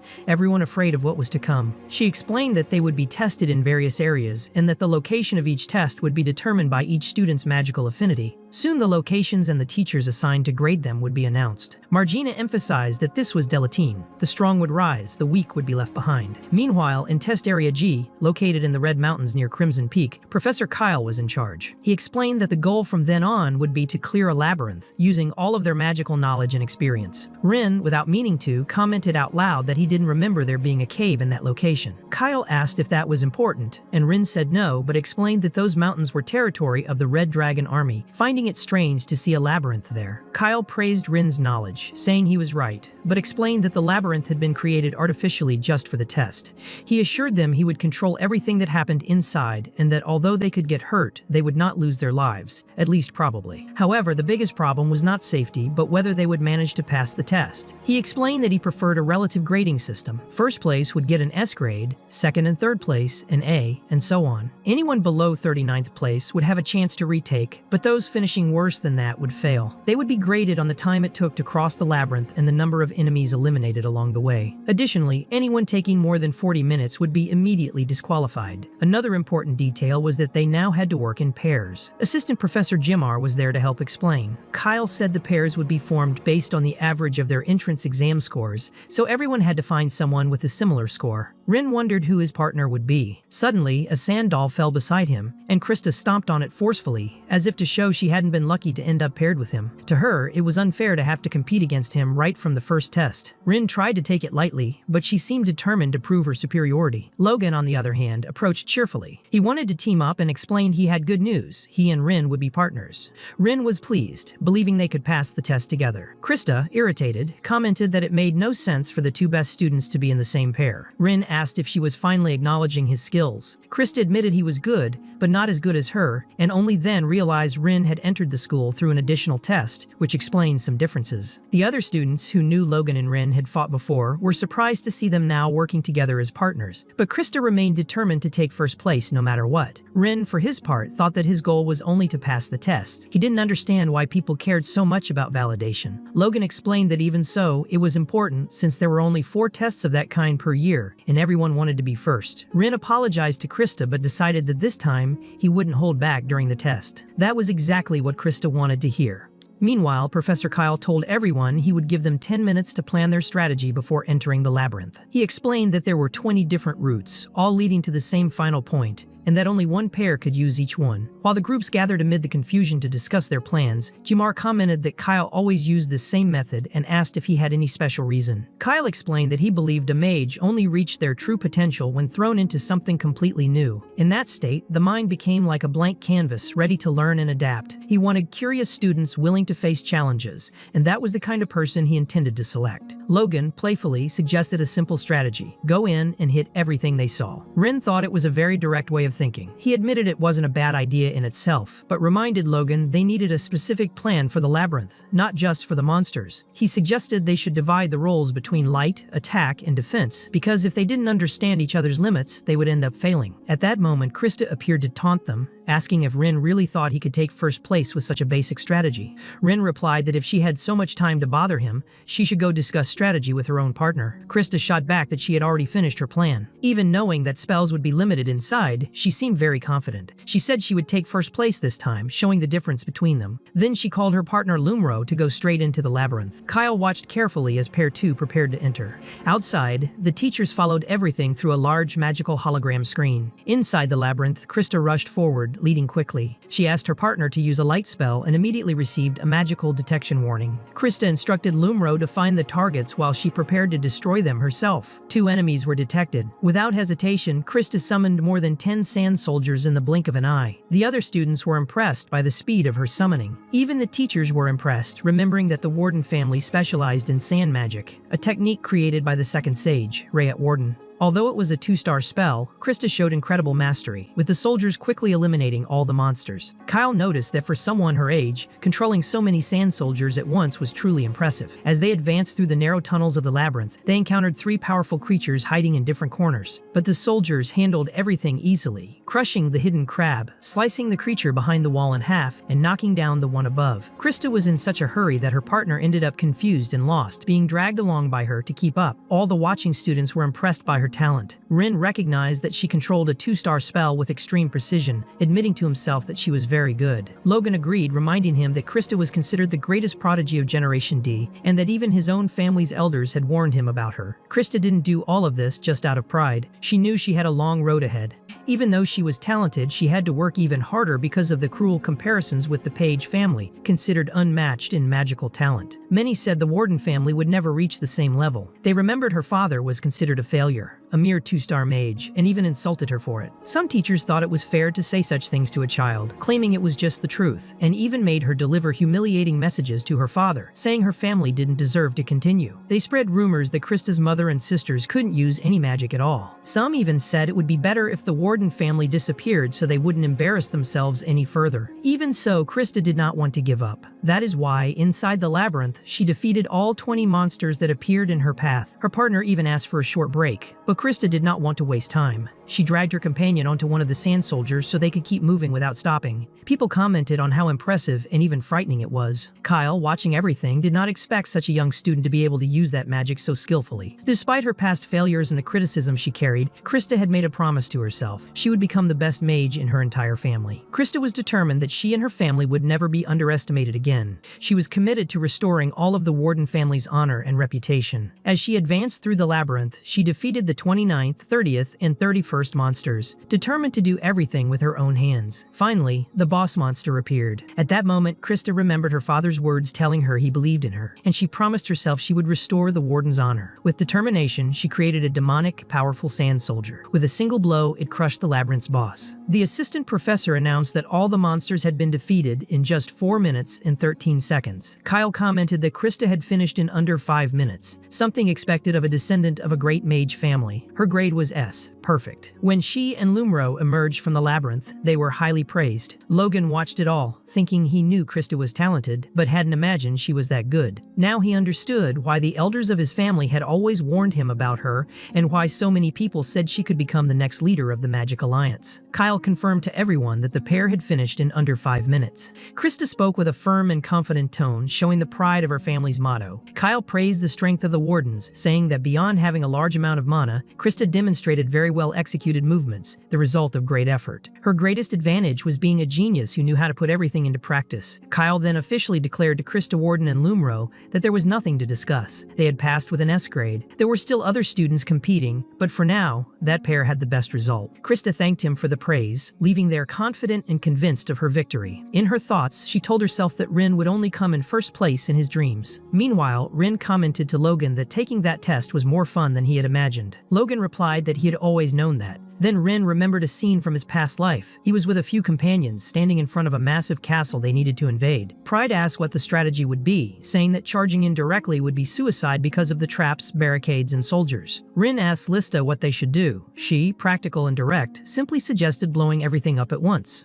Rin found it odd, saying that it wasn't some cultural site or anything. Lista replied that yes, it was, but she explained that there were moments when it was better to act first and regret it later. Pride ended up agreeing, saying she was right. Lista also joked that there were 3 hungry heroes there and that was much more important than protecting a cultural site. Even if they were punished in the future, she didn't care. She said that if necessary, she would solve it with her own fists. She hated complicating things. Rin agreed, but warned that if anything went wrong, it would be her fault. He reflected that this kind of impulsive attitude could, in the end, change the world. Back in the present, Rin defined his strategy. When he whispered it to Logan, Logan complained that it could get them disqualified. Rin told him not to worry and said he would take responsibility. Logan thought it would be easy, but not that fun. Christa, who was nearby, overheard parts of the conversation and grew curious, asking what they were planning. She wanted to know why they were talking about disqualification. Rin teased her, asking if she was worried and telling her to just wait and see. Christa got even more annoyed, saying that this wasn't the place to play around, that it was a serious test. Rin, however, remarked that magic had to be fun and that she should understand that. Soon after, there was only 1 minute left before all the groups would enter the labyrinth. Rin approached Kyle to confirm if all the students were safe inside. Kyle confirmed yes, assuring him that nothing should happen. Rin then turned to Logan, saying everything would be fine. Assistant Professor Jamar announced there was only 1 minute left before starting. Rin asked Logan if he was ready. He said yes, claiming he would finish his part in 7 seconds.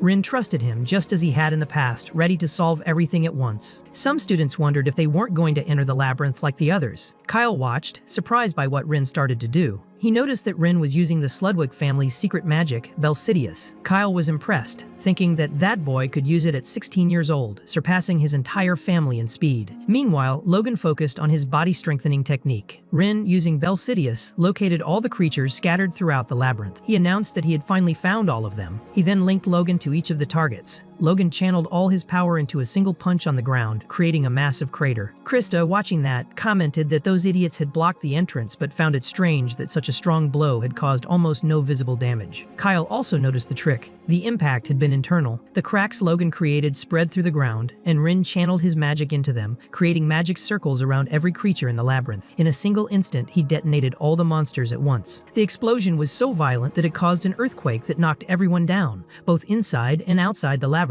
After the tremor, the students asked fearfully what had happened. Even Assistant Professor Jamar was focused on the shaking, while Kyle asked him to check the magical reading. Jamar replied that there were 0 living monsters. Kyle then asked how long it had taken to complete the test. The answer was surprising, 59 seconds. Kyle confirmed he had checked the labyrinth's internal state. He found it unbelievable that they had done everything in under a minute.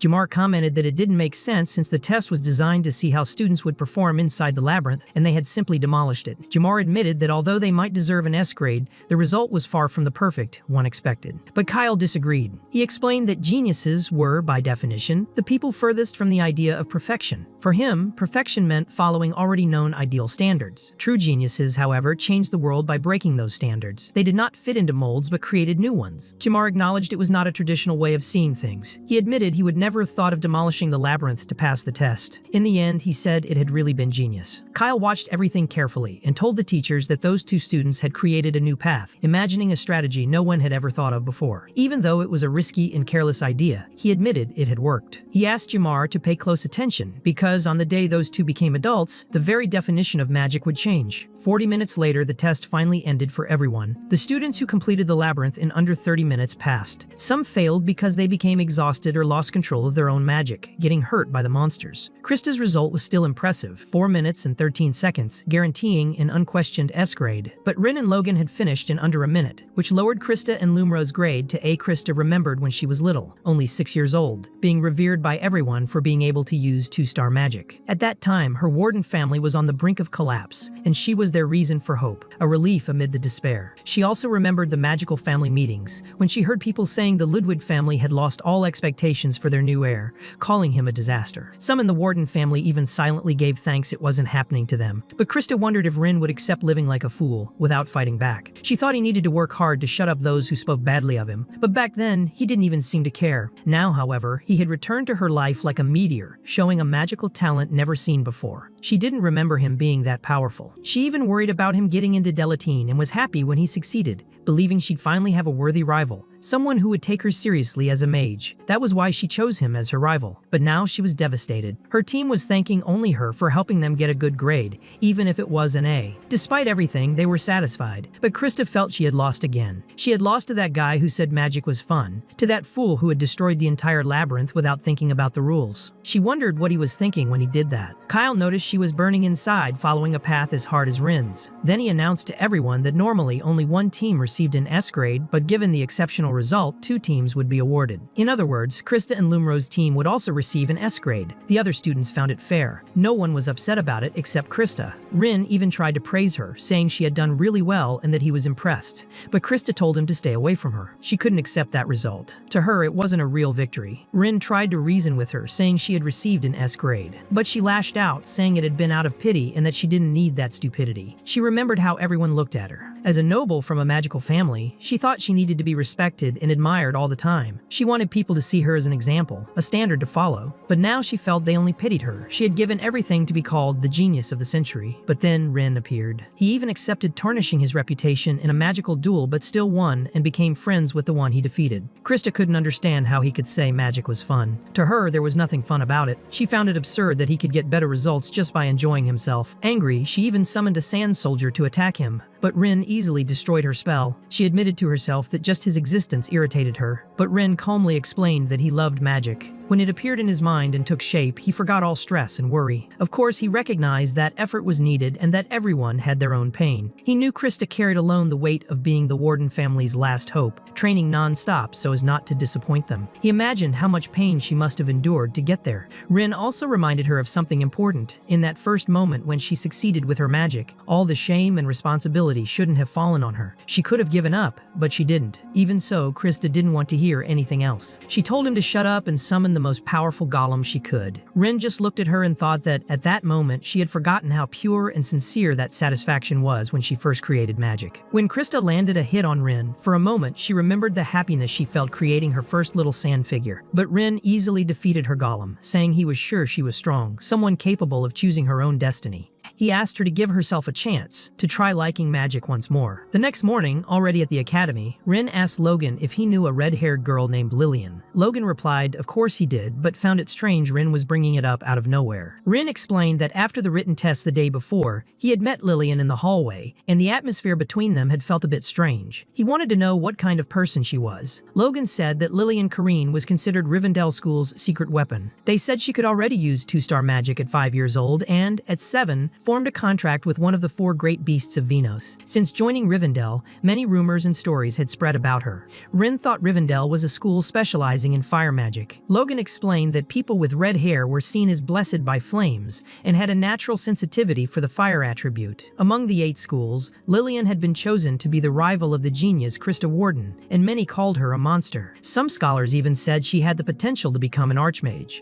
Rin asked if that wasn't an exaggeration, but Logan said he didn't think so. He admitted Lillian was really powerful. Rin thanked him for the information and teased him, asking if Logan knew so much because he was interested in her. That left Logan so surprised he almost spat out his magic protein. Rin laughed, saying he was rooting for them as a couple, while Logan complained, thinking he was being made fun of. Even so, Rin kept thinking about Rivendell's secret weapon. He thought that Delataine had never faced such a turbulent time as that. Soon, it was the 4th day of the midterm tests, held at the foot of the Red Mountain Range. The teacher explained that the day's tests would place the students in a fantasy world. 60 students would be divided into 3 groups. Rin concluded it would all take place within the mountain range itself and would basically be a big battle royale. There would be treasures and monsters scattered throughout the area. In addition, illusions and secret paths would make the search harder. Finding treasures and defeating creatures would earn points in the test. Christa commented that it didn't seem much like a battle royale to her. Then the head teacher herself, Margina, appeared to explain the final rule. She said that within that world it was allowed to attack opponents and steal their points. It was even possible to take treasures from other competitors. Even killing would be allowed, since it would all happen in a grand illusion. Those who died inside would not really die but would feel the pain as if it were real. Outside the illusory world, their bodies would return to normal. That meant they could use all the power they had without restrictions. Margina explained that the evaluation method was simple. Whoever earned the most points would be in first place. Some students were excited about the possibility of fighting and even killing in the illusion, while others were visibly nervous. She then reminded them that Amitsa Page, the founder of magic, said that magic should turn dreams into reality and that a true mage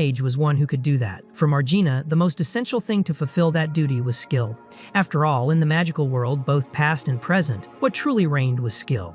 She then announced the teams. Team A had several students, but the main ones were Hubert, Logan, and Christa. Christa commented to herself that this was finally a task she could take seriously. Rin, hearing her, asked if she hadn't taken the last test seriously, since she had even cried when she lost. Christa, annoyed, snapped that no one there had cried. This time, she promised herself she would get an S grade and told Rin and Logan to stop laughing at her. When Team A's test began, the next called was Team B, which included Gertrude, Lillian, and Rin. As soon as they entered the test environment, Rin asked Gertrude if she was nervous. She proudly replied that of course she wasn't, even reminding him that she had laughed earlier. She told Rin to watch out because if he crossed her path, he'd be eliminated immediately. Rin simply replied that wouldn't happen, but took the chance to ask Lillian if she had any unresolved issue with him, curious about the tension he had felt before. Lillian wanted to talk privately with Rin, and he was willing to listen, as long as it was something interesting. Meanwhile, a huge golem summoned by Christa was defeating several creatures in the test. She only had 280 points at the moment and knew that wasn't enough to win. Even so, she easily predicted when two students tried to attack her from behind to steal her points and defeated them without difficulty. She preferred to let them flee rather than eliminate them completely. People were very impressed with Team A's performance. Christa was clearly the most powerful, managing to control 2-star summoning magic with great mastery. Wilbert also drew attention, using his wind mastery to move quickly, kill monsters, and collect treasures while dispatching enemies. He had 253 points. In third place, Logan had 249 points and faced anyone who crossed his path without hesitation. Kyle commented it was expected that those three would dominate the scoreboard, but Margina considered them all still very weak. Meanwhile, Ellen watched in silence, analyzing everything carefully. In her conversation with Rin, Lillian explained she had never lost. For her, losing once meant dying. She questioned why he hid his powers so much, and Rin replied it wasn't on purpose, he just didn't see a reason to show them. She thought that was typical noble behavior, but Gertrude reminded her that Lillian also came from an important family. Lillian, however, firmly denied it, saying she didn't deserve that title. She explained she was called a tool, since she wasn't born out of love from her parents but for a specific purpose. Her father was Delataine, the headmaster of Rivendell, who locked her in a room and forced her to study magic without rest. She couldn't go out for anything, and if her grades weren't good enough, she was tortured. Her father, a specialist in fire magic, knew how to inflict pain like no one else. Rin tried to understand if she aimed to be the best student just to avoid that fate, but Lillian explained she didn't want to confront him directly, since he was dangerous enough to kill her if he felt threatened. Gertrude reflected on the fact that Delataine was a 4-star mage and questioned whether Lillian really had any way to kill him. Lillian explained that by graduating with excellent grades, she would gain enough respect and prestige to get him removed from the school. She made it clear this wasn't a request, but a warning that no one should get in her way. Gertrude was impressed by her determination, but suggested she give up on that dream, since Christa was right behind her. Lillian brushed off her rival, saying Christa was just a small obstacle, like a grain of sand. The provocation almost turned into a fight, but Rin stepped in to stop them from clashing any further. He understood Lillian's desperation, but also knew he had no intention of giving up on his goal of being the best student, since someone special was waiting for him. Even so, he recognized her warning. If he insisted on getting in her way, she'd have no choice but to eliminate him. The test ended, and the results were announced. Christa earned 361 points, and Wilbert 38, both receiving an S rank. Gertrude declared she was proud of Christa, even with her injured and exhausted, who still joked that it had been easy. Kyle explained that now each member of Team B could choose their starting area for the next challenge. The test worked like this. Students chose between zones A to H. The center of the mountain range was the largest area, with more monsters and treasures, making it a popular choice. Zones B and C were on the peaks, offering excellent visibility but a high risk of being surrounded. Zones D and E were great for hiding, with many trees and bushes, but required good awareness to avoid traps. Rin thought carefully before deciding where to start. When Gertrude left for the test, Christa wished her good luck, hoping she would do her best. Thus, Team B's dimensional transfer was completed. Caroline commented to Ellen that now it was Rin's turn to participate. Ellen thought that Margina's criteria for evaluating the students was clear. They needed to demonstrate mobility, information gathering ability, and combat skill, all essential for a mage. She was confident that Rin would be able to surprise everyone. Anyone watching the exam noticed that Lillian chose the same zone as Christa, Zone F, which was dangerous but offered many points and allowed easy movement to other areas. That showed confidence. Rin, on the other hand, chose a quieter area, trying to avoid direct fights. Although some found this choice surprising and even a bit boring, Ellen defended her nephew, explaining that he had his reasons. Caroline also admitted she was curious, remembering he was so skilled that he had managed to defeat students from all 8 schools, which made everyone eager to see what he would do. When he finally encountered someone, the audience got excited to see Rin fight, but he just ran away, avoiding the confrontation. Watching this, Ellen wondered why he was running like that, looking like a little mouse trying to escape. Christa watched in surprise and wondered if Rin was really the rank S student everyone talked about. Margina seemed amused by the situation, saying it was exactly what she expected from Skalja's grandson, finding him just as eccentric as his grandfather. She thought everything was much more interesting now and suspected Rin was saving energy, planning something for later. About 40 minutes passed. Compared to Team A, Team B's points were lower but still good. Gertrude Panton was leading the scoreboard at that moment, which didn't surprise Caroline, who knew her potential well. When a creature appeared behind Gertrude, she defeated it with just one blow. Even while hiding in Christa's shadow, she showed remarkable magical talent. Meanwhile, many people were wondering where Lillian was, as she hadn't shown up yet and still had 0 points. She was just meditating, motionless, until someone stumbled upon her by chance but chose to avoid fighting. Rin, on the other hand, was focused on collecting treasures. He had 198 points and was in 13th place using only that strategy, which was quite impressive. Caroline commented that Rin looked very experienced while climbing the mountains, and Ellen joked that he must have been a monkey in another life. Even so, Carolyn warned that at this pace he would have trouble leading the group. Ellen wondered what Rin might be planning. Suddenly, rain began falling over the mountain area. Rin considered the weather perfect as it increased the monster's hunting sensitivity and also favored the hunters. Meanwhile, flames began to gather around Lillian. She was finally starting her offensive, pulling in everyone nearby. With her magic, she caused a massive volcanic eruption that forced everyone to flee quickly. Some students used the chaos to steal points from each other, exciting the crowd. Team B was now much more interesting to watch. One of the mages analyzing the exam noticed that Rin was climbing the ranks very quickly. He had started moving and was defeating numerous monsters at once. From 13th place, he jumped to 11th, 9th, then 8th place, catching everyone's attention. Margina commented on his boldness, while even Logan seemed unable to understand what was happening. Christa realized Rin was vibrating the ground to attract creatures, taking advantage of the location in Zone C to use his vibration magic. When all the monsters gathered again, Rin eliminated them all at once, controlling tree roots with his magic. Kyle understood that all his previous movements touching the trees had served to set up this coordinated attack. In a single moment, Rin earned 64 more points. Caroline was impressed at how he could calculate 3-star spells so quickly even against so many enemies. Ellen, however, said that this was nothing for him. With that, Rin reached 362 points, taking first place when combining the results from Team A and Team B. He believed he had done enough and decided to get ready to leave. Meanwhile, Kyle noticed that the entire field was shaking because of Rin, while the area around Lillian was covered in lava. Most of the monsters and treasures had already been eliminated, which could make it harder for other students to reach rank S. Suddenly, the students who were in 3rd and 4th places completely disappeared. Kyle realized those students weren't even in the top 10 or 20 anymore, but were being crushed by Lillian's power. She had come down from the volcanic peak determined to eliminate everyone. She was burning anyone in her path, which even made the teachers worry about her personality. Gertrude noticed she had been overtaken by Rin and Lillian in the points, and ended up being attacked by a phoenix that Lillian had summoned. She managed to dodge the first attack just in time, but was hit by another in the air. Even so, when the flames died down a little because of the rain, Gertrude appeared on her feet, fighting Lillian with water spells. The crowd was thrilled to finally watch a real duel. Lillian realized she would have to take Gertrude more seriously, unlike the other students she had easily eliminated until then. Gertrude, however, believed it was too late for Lillian to regret it. Lillian still had a lot of magical energy and was using extremely powerful spells as if they were simple. At one point, she broke the necklace she wore, made of strange pearls. From it, she drew one of the famous Rivendell family talismans, built with magic circles, formulas, and runic inscriptions to maximize power in combat. When the talisman came into contact with the flaming pearls, it formed fire insects that shot at Gertrude like projectiles. She managed to raise a water spell at the last moment to defend herself. When the flames cleared, Gertrude was still standing, surprising Lillian as she rushed in using martial arts. Gertrude landed a strong kick to Lillian's face, throwing her far away. Christa cheered for Gertrude, who moved closer while dodging the next bursts of fire. She combined martial arts with water magic while Lillian dodged skillfully. When Lillian tried to counterattack with another talisman, she fell into Gertrude's trap and was completely hit by a powerful torrent of water. Kyle noticed that Gertrude had used underground water to launch that unexpected attack. It was impressive how Gertrude could use martial arts and water magic at the same time, employing all her power without hesitation.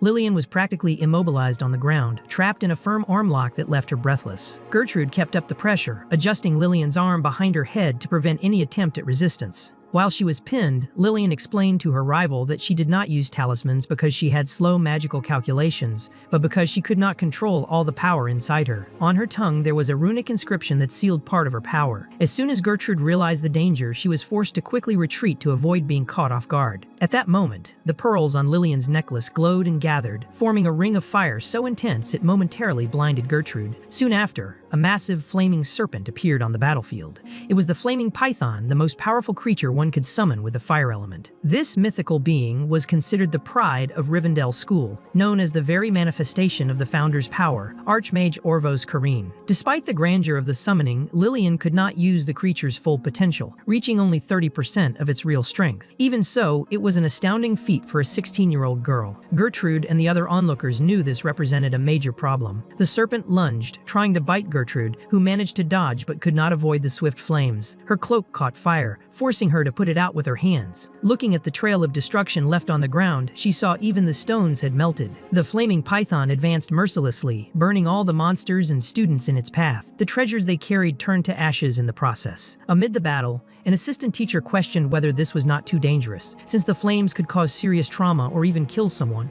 Kaio asked the head teacher what they should do, but Margina replied that they should leave it to the person in charge to decide. Meanwhile, Rin watched everything. He remembered his training with Skulls when he discovered his limit for dispelling spells was 3 attempts. The higher the enemy spell's level, the more energy it took to neutralize it. He knew that once he hit his magical limit, he would be completely incapacitated. That was why he needed to save Bolitos for truly critical moments. Even with much less magic compared to the other competitors, he decided he could not ignore the situation. He knew he already had enough points to stay ahead in the tournament, but did not hesitate to help. He began analyzing the flaming python's magical structure, identifying the 5 formation triangles and the runes inscribed all over it. The analysis was painful. His eyes burned, and he started bleeding again, remembering other battles where he had pushed his limits. He realized that every time he crossed those limits, his magic evolved. He noticed that facing powerful opponents accelerated his progress towards 6 stars. Even knowing this, he apologized in his mind, admitting he was not doing this for Gertrude but for himself. In a single moment, the flaming serpent broke apart in a sudden explosion. Everyone was confused about what had happened. Gertrude was covered in burns, and Lillian did not understand how her summon had vanished so suddenly. Margina reflected that in a competition like that, helping others brought no practical benefits since time and resources were limited. Even so, she acknowledged that this showed Rin's monstrous talent. She knew he was aiming for the top, but just as she thought that, she saw he was vomiting blood. Rin realized that dispersing a 5-star spell had consumed much more mana than he had anticipated, concluding that his body was not yet ready to handle such power. Gertrude noticed his condition and asked if he had done that. Weakened, Rin only wanted to know why she was still there and told her to run. Meanwhile, Lillian felt at a disadvantage, knowing her fire magic was not well suited to fight Gertrude's water, and that she no longer had enough strength to fully summon the python again. Even so, she tried to bring back a much weaker version of the creature. Even reduced, the serpent was dangerous enough to force Rin to dodge quickly to avoid being burned alive. He nearly died in the attack. Lillian prepared to finish him off but was interrupted when Gertrude suddenly appeared and landed a direct punch to her stomach, sending her flying. Rin watched everything, confused by Gertrude's decision to intervene. She justified it to herself by saying Lillian was her opponent. She also knew that if Rin was expelled from there, Christa would be deeply shaken because of the feelings she had for him. However, those words ended up being heard by everyone around them. Gertrude blushed with embarrassment as everyone started staring at her with teasing smiles. The mood became awkward, and Christa tried to play it off, telling herself that Rin was nothing but a rival to her, or rather an enemy. Even so, Logan found the situation amusing. He gave a thumbs up in approval, saying the two of them made a good pair. But he ended up getting slapped so hard he was knocked to the ground, sprawled out as if dead, making everyone watching burst into laughter. Meanwhile, Christa could not help but think that it was probably Rin who had dispelled the flaming python. She knew he had mastered the Lidwell family's secret ability, and that even so, using that power at such a young age was impressive. Gertrude, still with part of her body burned, decided she would handle it herself. She considered Rin just someone in her way and wanted to settle things with Lillian once and for all. Rin, even exhausted, asked her not to die in that fight. Lillian, spitting blood, told him to get out of the way, making it clear she would eliminate anyone who tried to interfere. Gertrude did not back down, reminding her that Lillian had started this and that now they would have to finish it together. As the two prepared to settle the fight, everyone noticed that the lower-ranked students began gathering around Rin. They knew he was out of energy and mana, seeing an opportunity there. For Rin, it was a disaster. Even so, he did not show fear. Watching the group form, he taunted them, asking if they really believed they could beat him even all together. However, he offered them a way out to avoid the fight. Surprisingly, many of the students actually looked relieved at the offer. The group's leader, though, found it suspicious that Rin wanted to negotiate peace and decided to attack him first with an electric baton. Rin defended himself by improvising with the branch as a weapon.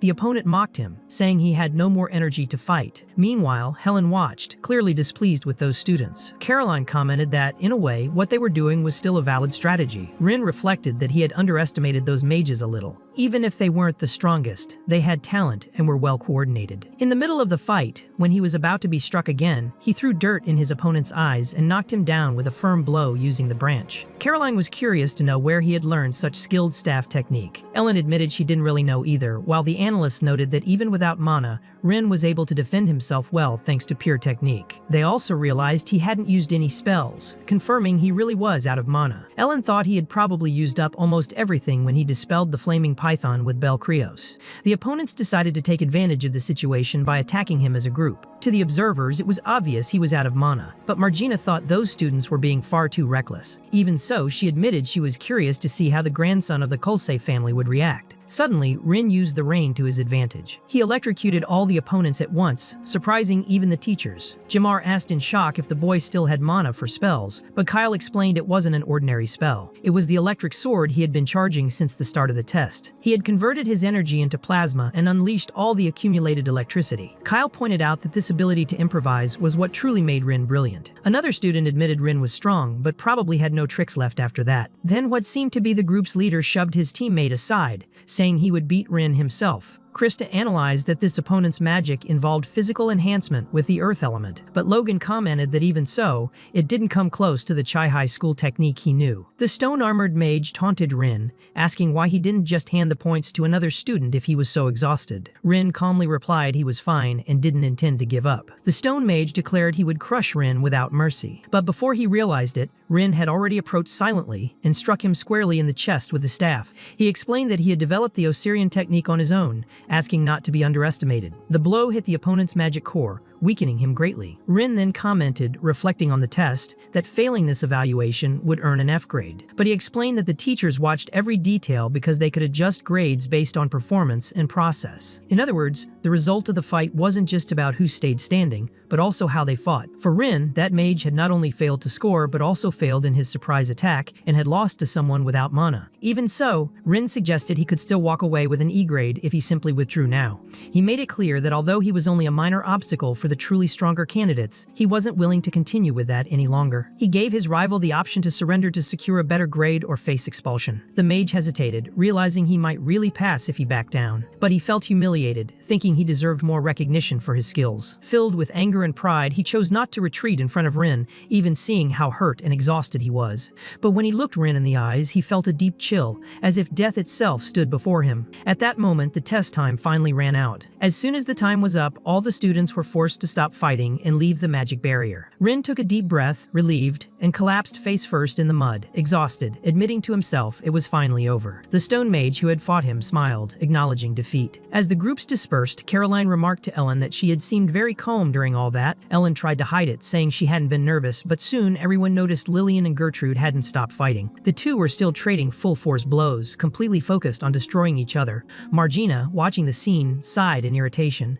She called them idiots and, with a simple touch on the ground, dispelled the entire magic barrier. The illusory world vanished completely, making them lose all the powers they had inside it. She asked aloud what was the point of having so much power if they acted like animals without reason. She reinforced that the test was over and ordered everyone to leave immediately. At that moment, Gertrude noticed her wounds had disappeared. Not just hers, but everyone else who had been hurt realized the pain faded, as if it had all been just a dream or illusion. Margina, with her patience almost gone, told everyone to leave while she was still being nice. Meanwhile, the analyst reminded her she would need to cast the spell again to expel the other group still inside. Margina confirmed she would, but asked them to get the students out without further delay. Later, as the students were leaving in line, exhausted and still processing everything, Lillian approached Rin to ask what exactly he had done. Rin answered vaguely, saying who knows. Before she could press further, he decided to ask her a question. He wanted to know if she really respected her own father. Lillian got angry, interpreting that as provocation, ready to fight right there. But Rin explained he wasn't trying to fight. He just commented that it seemed like, to escape her father's shadow, she forced herself to be number one. He pointed out that to do that, she crushed anyone in her way, burning all obstacles without hesitation, exactly as her father wanted her to be. To him, that turned her into the killing machine her father had dreamed of.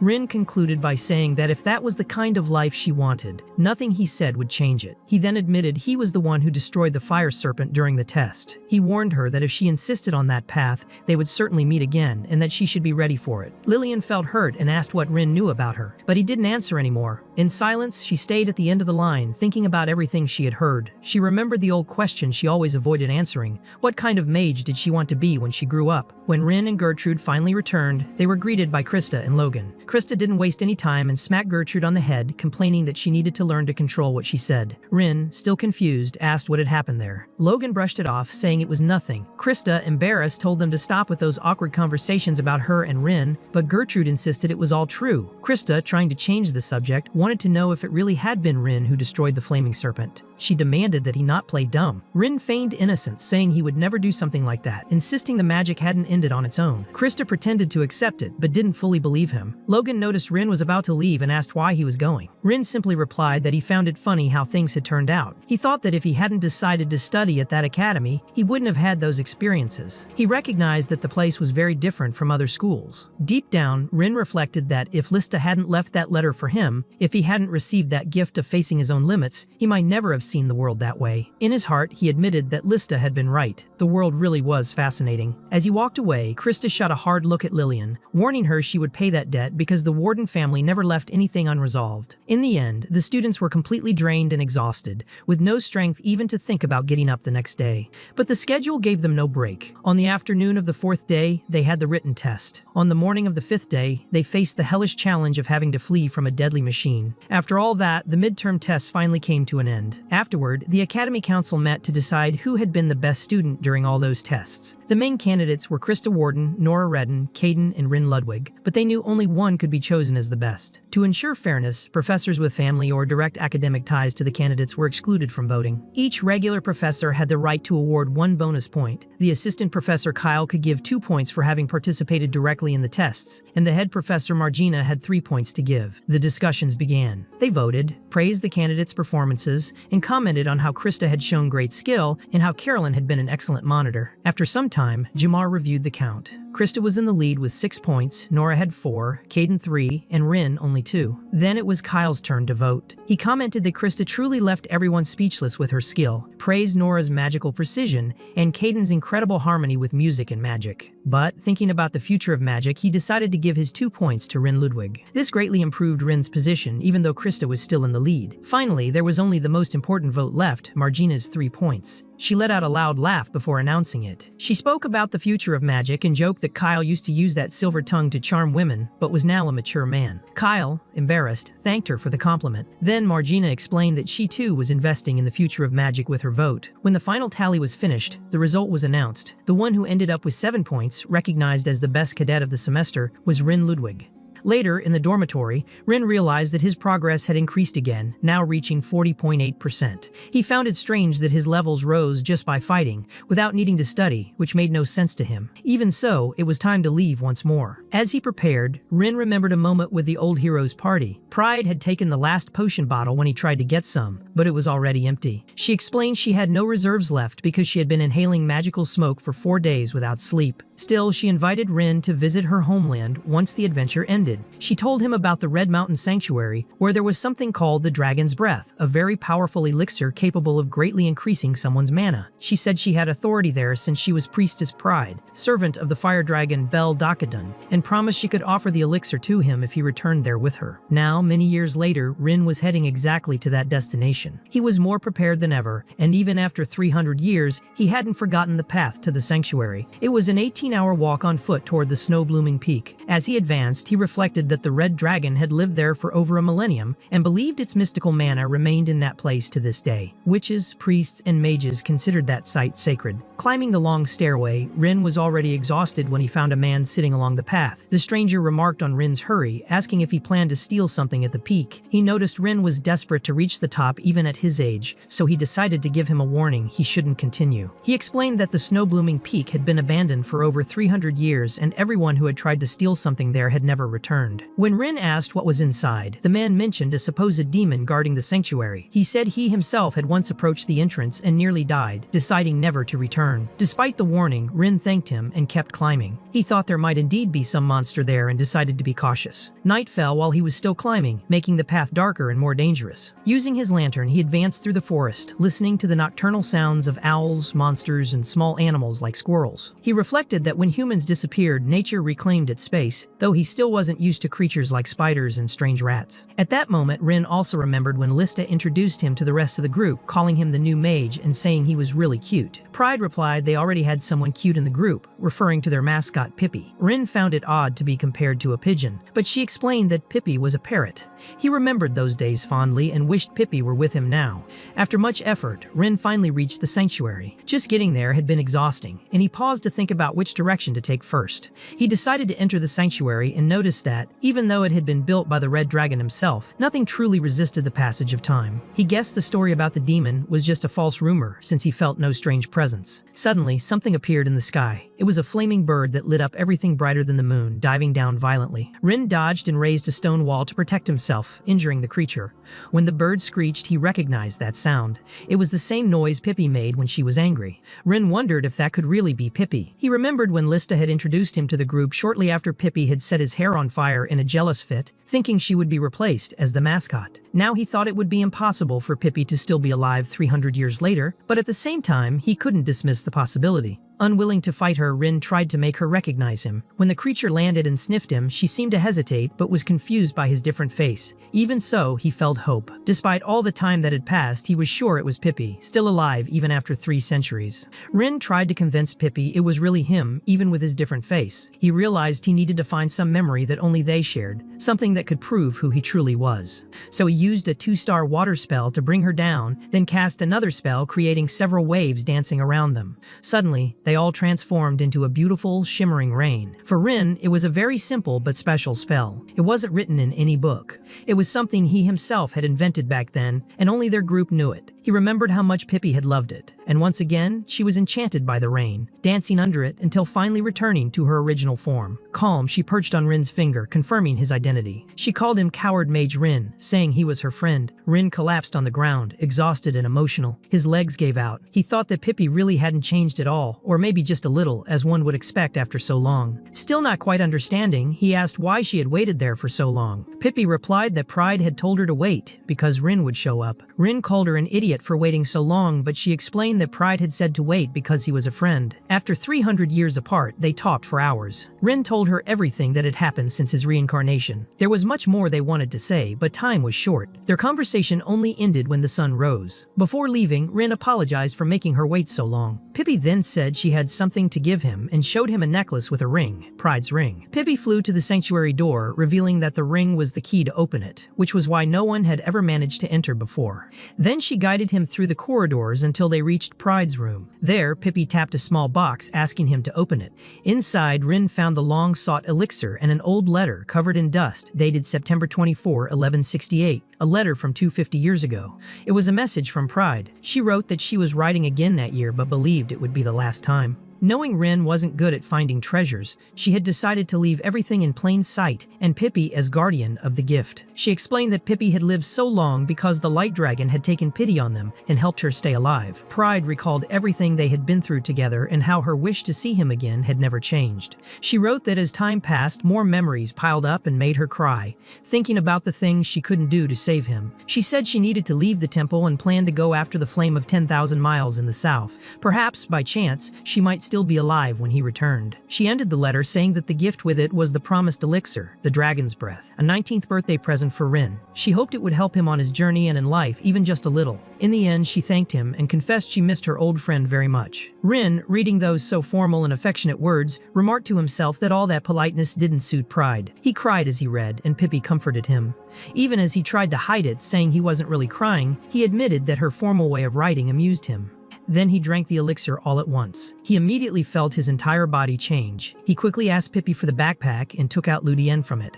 His magical power jumped from 13,000 to 26,000, literally doubling. Rin reflected that even the best elixirs from the 8 schools increased magical power by at most 5,000, but that one had doubled his. If he had known how strong the effect was, he would have waited longer to take it, but at least now he could use the mental barrier, and that was enough for him. Rin said he needed to go and asked if Pippy wanted to come along. She answered that she had waited for him, and now he should wait for her. But Rin explained that wasn't a problem. They could wait together, just not in that place.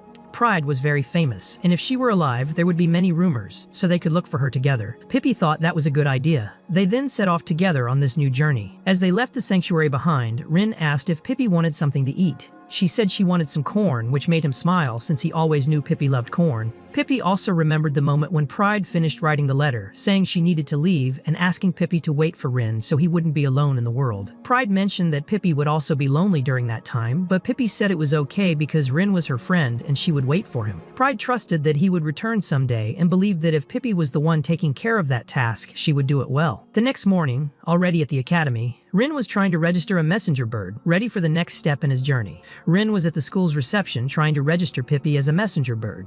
He told the attendant that Pippy was very smart and asked her to repeat what the woman had said. But Pippy just started dancing in an extremely cute way, repeating corn, corn, corn over and over, making Rin annoyed and almost lose his patience with her.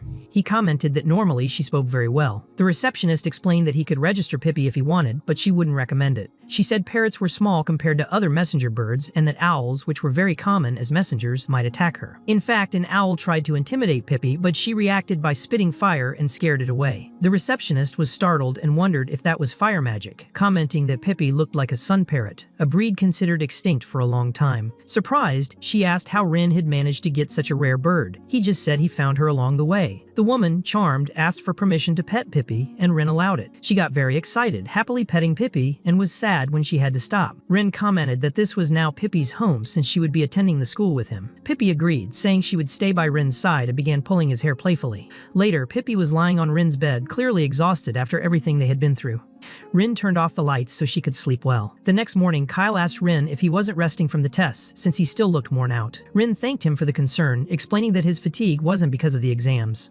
Kyle warned him that he needed to pay more attention now because something important was about to start, the student council. Kyle joked that Rin seemed lost for not knowing what that was and explained that so many students were gathered there because of the selection. Kyle commented that of all those present, no one had Rin's potential and said the school was probably boring for him because of that. Rin denied it, but Kyle insisted that the current student council president might inspire him and motivate him more. He also said he was proud of having a good eye for recognizing talent. Later, in Delataine's main auditorium, Logan called Rin to sit next to him, praising him for getting an S grade on all the exams, a feat few had achieved. Rin commented that he'd heard 3 other people had also managed it. Logan explained that he himself had stopped Lillian from getting that result, which was already a big victory. Logan said that based on the results, Rin was the favorite to win that selection.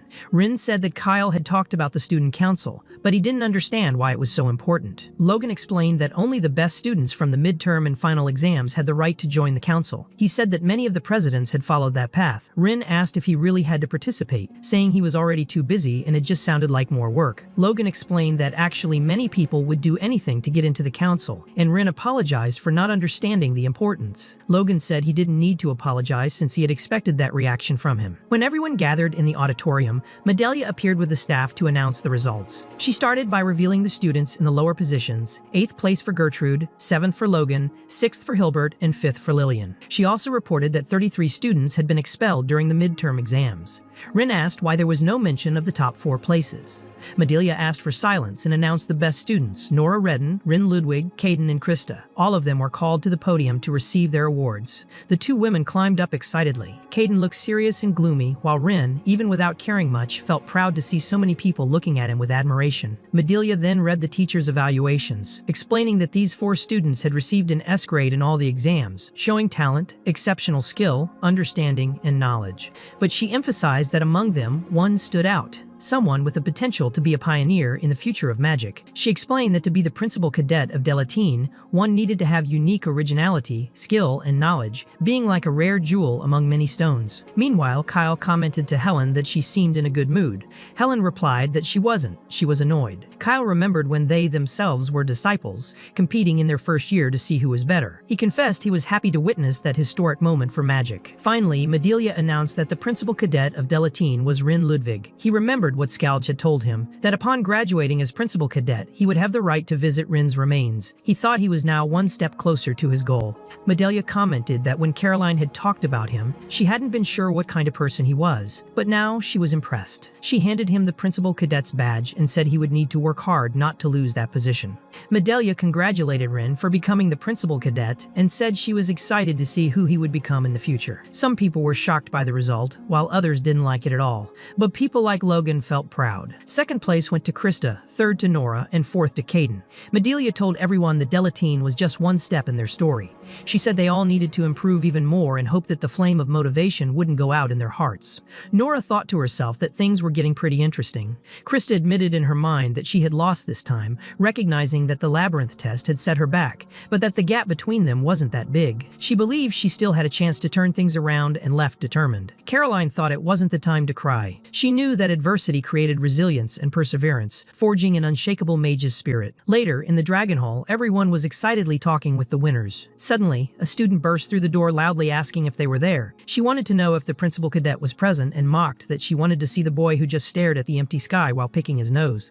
Rin thought he had seen that girl before at magical family meetings. She was Sandra Keppel, currently a second-year student at Delataine. Sandra greeted Christa, saying it had been a while since they last saw each other, and commented that it was a shame she hadn't become the principal cadet. Everyone was impressed by how familiar she was with Christa and Rin, since she was the young mistress of the Western Continent's magical aristocracy, and had never lost the position of chief cadet since her first year. Rin recognized that Sandra was the chief cadet of the second year, and knew her mana was extraordinarily powerful. She then said she wanted to take Rin directly to the student council, warning him that he had a lot of work to do. Rin asked if she was the president, but Sandra explained that in the second year you could only serve the president. She herself was the secretary. Rin wanted to know what kind of person the president was, where his family came from, and what kind of magic he used. Sandra said he didn't come from an important family and hadn't attended any of the 8 schools. People believed he had learned everything on his own. She admitted that at first she thought she would never catch up to him, but that only motivated her more. She said his nickname was the Absolute Prince of the Streets, and that he was actually quite famous. Rin was curious and wondered what that title meant. Later, in the student council office, Sandra introduced Rin as the first-year chief cadet, explaining that Professor Kyle considered him an excellent candidate. She began introducing everyone. She pointed to the quiet boy in the corner, saying he was Felix Drake, a third year and the vice president. Then she introduced Triwis, a girl with a bow in her hair who handled general affairs and was currently doing calculations. She just waved at Rin, and he returned the gesture. Rin asked what paperwork she was holding, and Sandra explained it was always like that. That period had a lot of work, and starting the next day, he would have to handle plenty of paperwork too. Rin asked why he had to do that. Sandra replied it was only until they found a successor for him. From now on, every day after class, he would have to go there. She commented it wasn't that much work, mostly meetings to discuss things, but when there were tasks, he would have to stay until they were finished. Rin said he didn't really like being part of elite groups like that, but Sandra said she believed the opposite. She thought he was very well suited for the job. At that moment, the president turned to them and asked if that was Rin Ludwig. Sandra confirmed and said she had forgotten to introduce the most important person. That was the current president of the student council, Belquerius.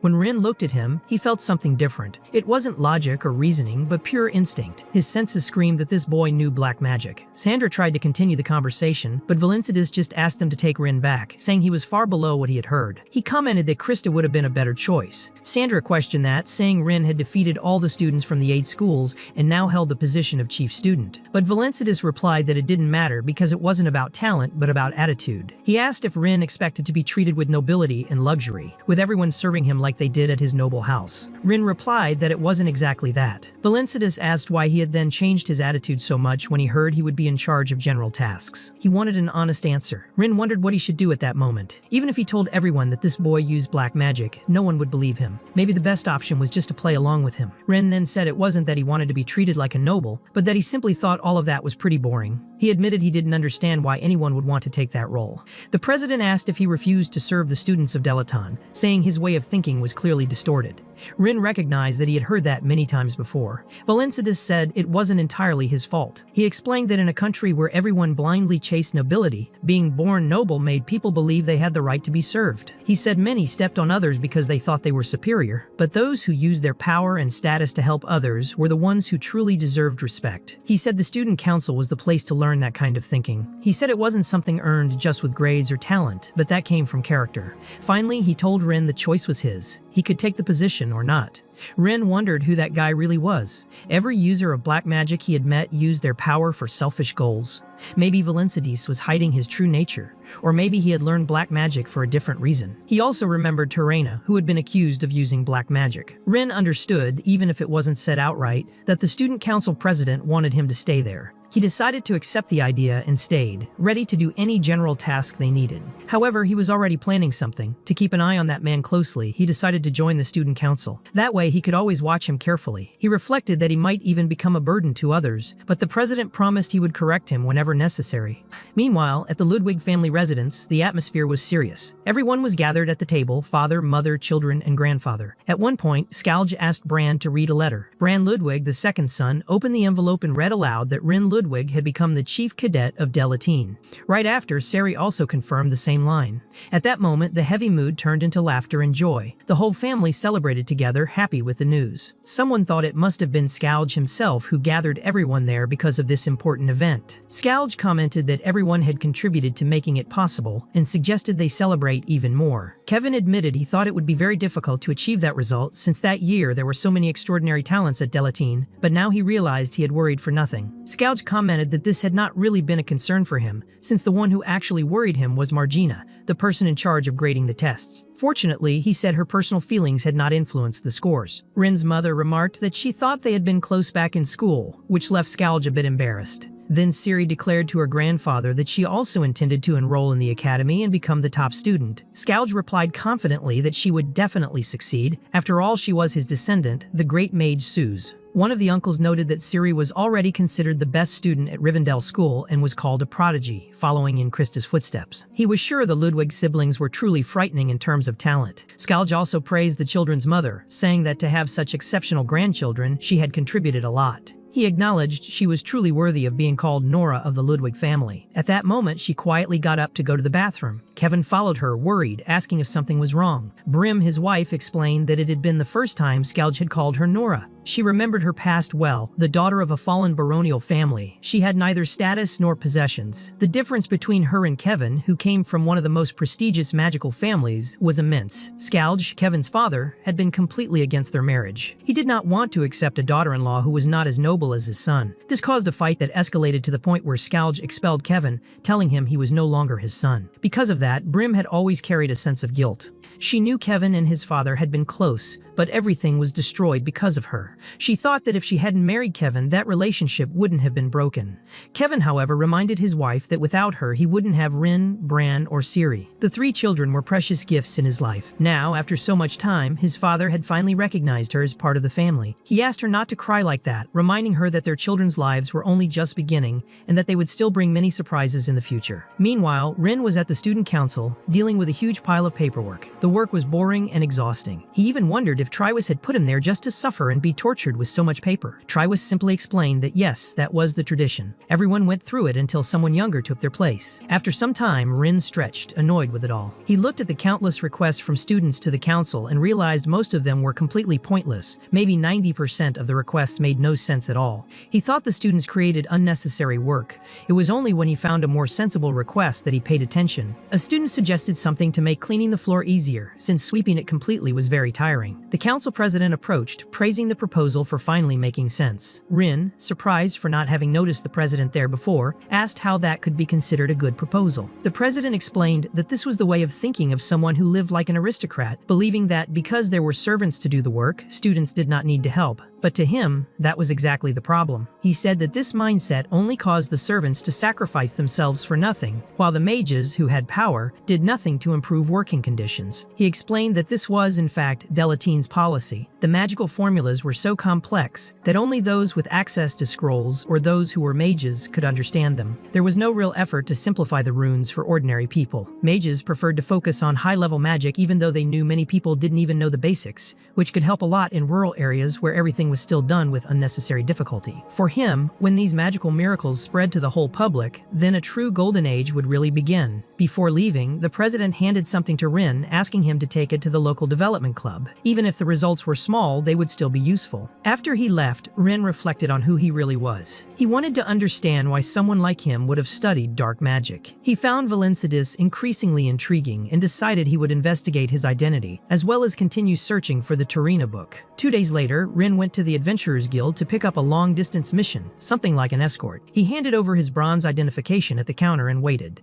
The receptionist explained that there were very few missions available that day and mentioned one that would expire that night. However, she warned he couldn't just accept it directly. First, he would need to pass a test. Rin didn't mind. In fact, he accepted without hesitation. The clerk said the client had prepared a carriage for the adventurers and that they would need to leave soon. On the way to the carriage, Rin was approached by another adventurer who called out to him. He looked around, thinking she was talking to someone else, and simply kept walking without responding. She insisted, saying she was talking to him. Rin noticed she smelled strongly of the sea and guessed she was a swordswoman from the Steel Isles. He wanted to know what she wanted. She suggested they travel together since they had the same mission, saying it would be good to have someone to talk to along the way. Rin showed no interest and walked away, but she pressed on, asking why he was rejecting the invitation of a pretty girl and teasing whether he didn't like women. Rin, irritated, thought she was extremely annoying. Even so, they ended up having to share the same carriage. He silently regretted it, predicting his ears would bleed from so much talking. The woman, completely unashamed, introduced herself as Herpion. Though he didn't want to, Rin had to introduce himself too, so as not to seem rude. She commented that his name sounded familiar, though she couldn't remember from where. Soon after, more adventurers started boarding the carriage. In the end, they formed a group of 5 people for that escort mission. No one seemed nervous since it was just a regular escort. Once everyone was settled, the driver said they would head to the place where the client was waiting. Along the way, one of the adventurers, a big man, asked exactly where they were going. The driver explained it was to the place where the client was waiting and that they would arrive soon since it wasn't very far. Finally, they reached the destination, which was in a forest. The driver told them the client was waiting for them there. To everyone's surprise, they realized they had returned to the Golden Rose, their starting point. One of the adventurers complained, thinking they were being tricked by being brought back to the same place. The coachman reminded them that, according to the guild contract conditions, before beginning the escort they had to pass a test. At that moment, an arrow flew toward Rin, who managed to deflect it with his staff. That was when they really understood what the test would be. Herpion was impressed to see he wasn't a typical mage. Rin made it clear he wouldn't help her again. The big man commented sarcastically that it would be a shame if a silver-rank adventurer died from an arrow. The girl admitted she hadn't sensed whoever was attacking. Another adventurer with blonde hair pointed out that the arrow was real and seemed meant to kill. The coachman explained that this was indeed the test. They had to escape the forest and find the client, which was the minimum required for anyone taking an escort mission. Anyone who didn't feel confident could simply go back to the carriage, where they'd be safe. But no one wanted to give up. They all chose to stay and try to beat the challenge. Rin wondered if it was really necessary to go through something so complicated just to do an escort mission. Herpion, the most experienced, explained that the attacks were meant to injure, not kill. That suggested it was probably not a human shooter but a trap or a summoned creature. To confirm, she stabbed one of her daggers into the ground and used a resonance spell to locate the enemies. When the next arrow came, she blocked it effortlessly. She managed to detect 5 presences around them and thought it was very basic for someone of her level. She complained they were underestimating a silver rank with such simple tricks. Rin watched, impressed by her ability to detect presences over such a wide area. The big man commented that if the test was trying to kill them, they had the right to fight back. The person in charge of the test confirmed this was true. The big man spun his staff, creating a strong wind that blew away all the arrows and even the tree leaves, opening up their field of vision. Rin thought he seemed very competent. Before advancing, he also cast a 2-star spell with impressive speed, which surprised the group. Rin realized the arrows were just distractions. He explained to Herpion that they hadn't been fired by a person but by telekinesis, and that there were other traps scattered throughout the forest. The blonde adventurer asked for the coordinates.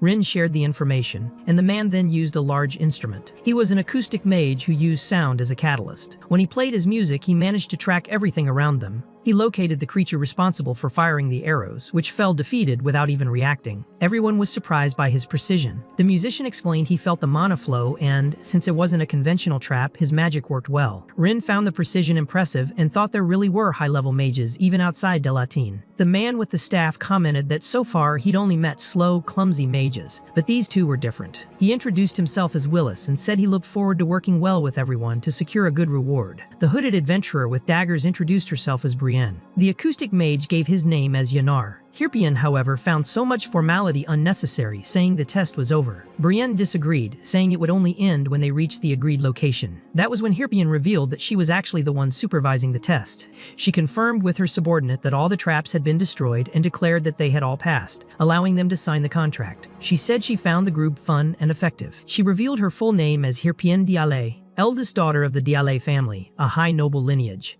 Brienne was extremely impressed to learn this. Rin, however, thought to himself that Herpion didn't show even a bit of the dignity expected of a noble. Herpion noticed Rin looking at her curiously and asked why. But then she added that, anyway, everyone had done a great job. She explained she had done all of that just to observe each of their skills up close. From that moment on, she would trust them for the escort mission. Later, they were all waiting together in a house for Herpion to return. When she arrived, she asked if everyone had introduced themselves. Rin Rin, however, had only asked one question. He wanted to know what their ranks were, and they were all silver rank. He answered that yes, they had introduced themselves. Herpion brought with her Bardwell, the escort captain. He explained that their mission was very simple, to escort the young mistress on a journey to Ladakable. He added that Herpion wanted to take the opportunity to stop at the local black market. Since this market was illegal, it only operated with tacit permission from certain orders. There were rumors that a specific order had been active there recently, which greatly increased the chances it would show up as well. For that reason, everyone would have to be ready for possible combat. Rin thought this probably had to do with the interrogation unit called the Children of God. He felt the situation could become much more troublesome than expected. He also imagined the Special Operations Department of the Magic Union might start investigating all of it. He concluded everyone would need to be very cautious. Despite these concerns, Brienne summed up what she thought was most important, the payment. She wanted to know exactly what Herpion intended to buy at the black market. Bardwell replied that any purchase would come out of her own pocket. Herpion explained that if the price was cheaper than the reward, she would cover it. But if it was more expensive, everyone would have to pay for themselves. Rin asked what the estimated time for the mission was. Bardwell said they should return in about 6 days. He told them that if there were no more questions, they should all get some rest in their rooms because they would depart the next morning. The next day, they were already on their way to Ladakable. During the journey, Rin approached Yanner and asked him to teach him musical magic. Yanner explained that this kind of magic required a deep understanding of music. It wasn't something someone could just use immediately because someone else taught it. Rin, however, didn't mind. He said he knew he wouldn't be able to use it right away. He was just curious. He admitted he had never seen sound magic in his life and asked to learn, insisting politely. At their first stop, Yannar agreed to explain a bit. He showed his lyre, which had 4 strings, each producing a different sound. He explained that the magic circle depended on the order in which the strings were played. The first represented water, the second fire, and so on. By controlling the tremor of his hand and the vibration of the strings, he could choose the runes, combining the melodies to form the magic formulas. Rin asked if that meant playing a song while mentally calculating the formulas. Yannar replied that it wasn't quite like that. There was a way of playing music that created the formulas on its own without needing to consciously calculate them.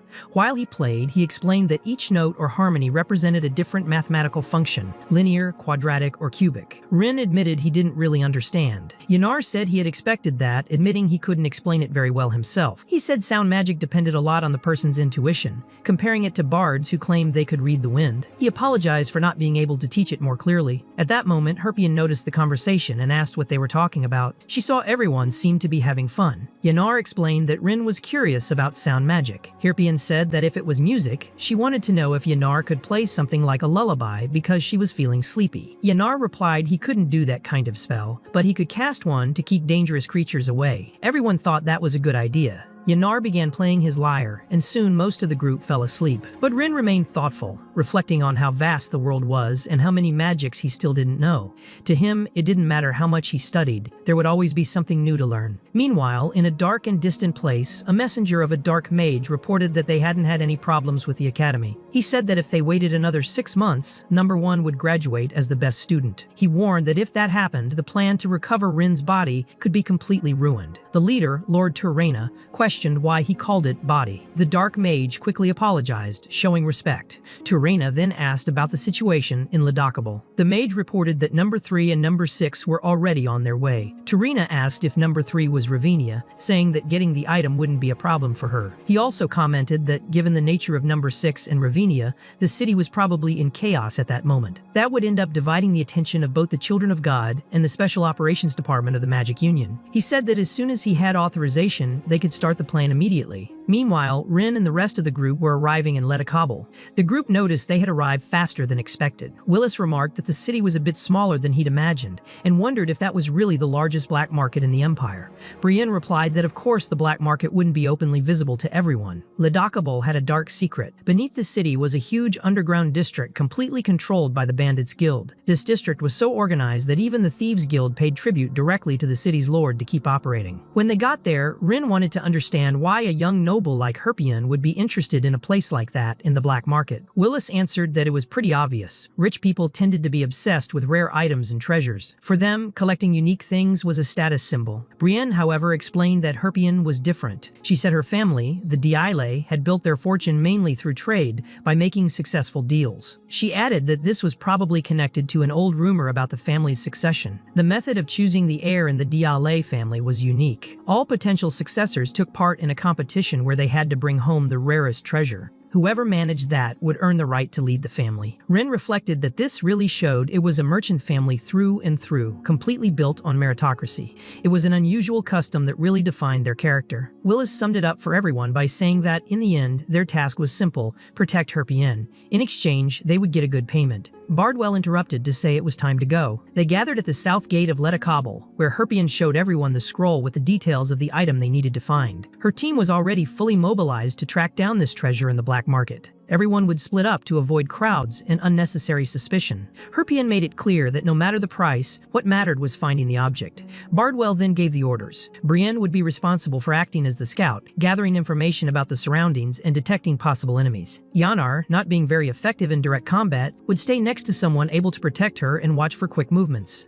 Willis and Rin would be Herpian's direct guards, remaining at her side the entire time. That's how the operation began. Later, they went down in an elevator toward the underground city. The smell down there was horrible, a mix of mold and something reminiscent of corpses. In a way, it was the perfect place to hide from anyone who didn't want to be found. But despite that, what they saw as they left the elevator was a huge city. This was the famous black market of Ledakabel. The narrow streets were full of stalls and makeshift shops selling all kinds of strange goods. Rin observed everything carefully. He thought that every item there was extremely rare on the surface, even capable of attracting the interest of the unit known as the Children of God. He also knew the Bandits Guild maintained security there. For that reason, he concluded it would be best to avoid any kind of trouble. As they moved forward, Herpian grew curious about him. She wanted to know what exactly motivated Rin to take part in a mission like this. She noted that he didn't seem like someone who was there just for the money and remarked that his skin was too soft for an ordinary adventurer. She said she had good instincts and felt she was getting close to the truth. She stated that she knew who he was, Rin Ludwig, the head cadet of Delataine. She didn't see any logical reason for a noble mage like him to accept such a job, so she was genuinely curious. Rin didn't hide much. He said he was only there because he wanted to find a rare book about Torina. He was also a mage and had an interest in legendary figures like her. However, books about Torina had become very hard to find recently. He took the chance to ask if Herpian was there because of that family succession competition. She replied it wasn't exactly for that. She explained that the item she wanted to find had been lost by her grandfather a long time ago when he was captured by pirates. She said her grandfather had wasted years trying to recover that treasure but had never succeeded. She said it wasn't just any object. It was an heirloom left by his mother and carried enormous sentimental value. She knew how deeply it had scarred him not to have recovered it. She confessed he didn't have much time left, so she at least wanted to give him a reason to smile at the end of his days. Hearing this, Rin began to reflect on himself. He realized he knew almost nothing about the people he had met. He had no idea what Lista loved most in this world. He didn't understand what Kiss and Pride truly valued, nor did he know what Torina's real treasure was. He thought that if he had understood those things earlier, maybe everything would have been different. Maybe he could have done something more meaningful for them, even if it was only to offer something at their graves. Maybe then everything would make more sense to him. While he was lost in these thoughts, Herpian noticed his expression and asked if he was about to cry, moved by the story. Rin, a bit embarrassed, replied that he wasn't, saying there was just dust in his eyes. Soon after, Herpian noticed a small bookshop. She thought there might be what Rin was looking for there. They went to ask the owner and, to Rin's surprise, he confirmed he actually had a book about Torina in stock. After all, this was the black market where you could find anything, even rare and forgotten treasures. They could get anything in that black market. The merchant, an experienced old man, remarked that he had heard the Order of the Children of God was after that rare book, so he had rushed to get the last available copy before it disappeared. Herpian thought that was great, and Rin was also excited to see that the copy was in excellent condition, just like the one he had seen in the library. Rin carefully examined the book and asked the price. The merchant replied it was 7 gold coins. Rin was shocked, thinking it was far too expensive for something that wasn't even a first edition. The merchant explained he was actually offering a generous discount, as lately there were many people desperately looking for anything related to Torina. Rin wondered about the reason for such demand, suspecting it was something dangerous, and imagined the merchant might just want to get rid of the item before the Order of the Children of God showed up there. Despite loving money, the man valued his own life more. The merchant remarked that it was common to hear that kind of complaint in the black market, but he wasn't afraid of death. In fact, he said selling that kind of book wasn't dangerous but profitable. He claimed the original price would have been 15 gold coins, but he was still giving a discount. He said Rin should consider himself lucky and even warned there was a line of customers behind him, so if he wasn't going to buy it, he should leave. Realizing it was useless to argue, Herpian suggested they leave right away, saying it was a loss for Rin. She reminded him that she still needed to to find a music box. While he was distracted, Herpion discreetly handed the 7 gold coins to the merchant and took the book for herself. Before leaving, Herpion asked if the merchant planned to raise the price suddenly. He just replied ambiguously, suggesting anything was possible. Herpion threatened that she could easily take that money back and hand it over to the Thieves Guild, which had a branch nearby. She said 7 gold coins could make a difference and maybe even get her more than 1 book for free. She explained that hesitating at the right moment was a valuable skill. The merchant, realizing the danger, became frightened and thanked her for the purchase,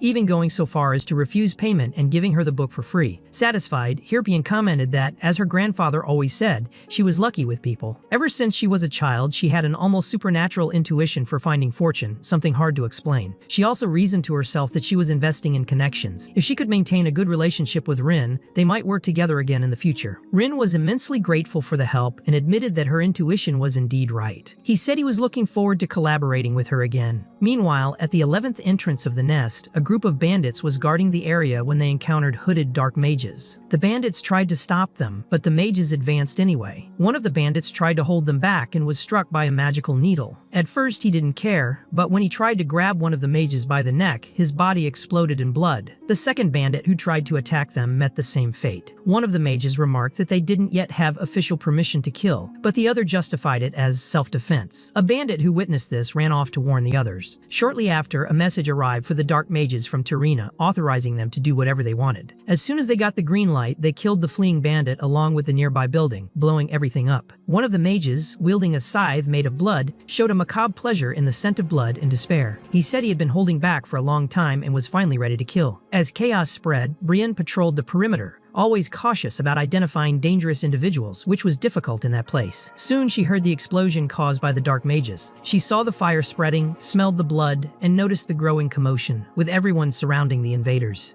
Despite the numerical advantage of the black market, when the first man charged with his axe, everyone around him was reduced to dust, torn apart without any chance of defense. Brienne immediately realized the level of threat they faced. Those mages were extremely skilled and dangerous. She knew she had to warn Herpion as quickly as possible. However, before she could escape, one of the mages appeared behind her. She tried to react with her knife, almost striking the opponent. But the dark mage showed his superiority by teleporting beneath her and stabbing her with his weapon made of shadows. Though he regretted it, the mage explained that all victims had to die, because that was the rule. Brienne died right there, silently. The only person who noticed her death was Yanar, who felt that her vital harmony had completely vanished. At that moment, another member of Herpion's team reported that they had found the music box they were looking for. They confirmed it had the exact engravings they sought. Herpion became excited and ordered everyone to head there. But before she could celebrate, Nara appeared to announce an emergency. Even without hearing all the words, Herpion immediately understood that something terrible had happened. Everyone there began to hear screams of despair. The people struck by the dark mages were floating in the air before exploding in blood, like Death Stars.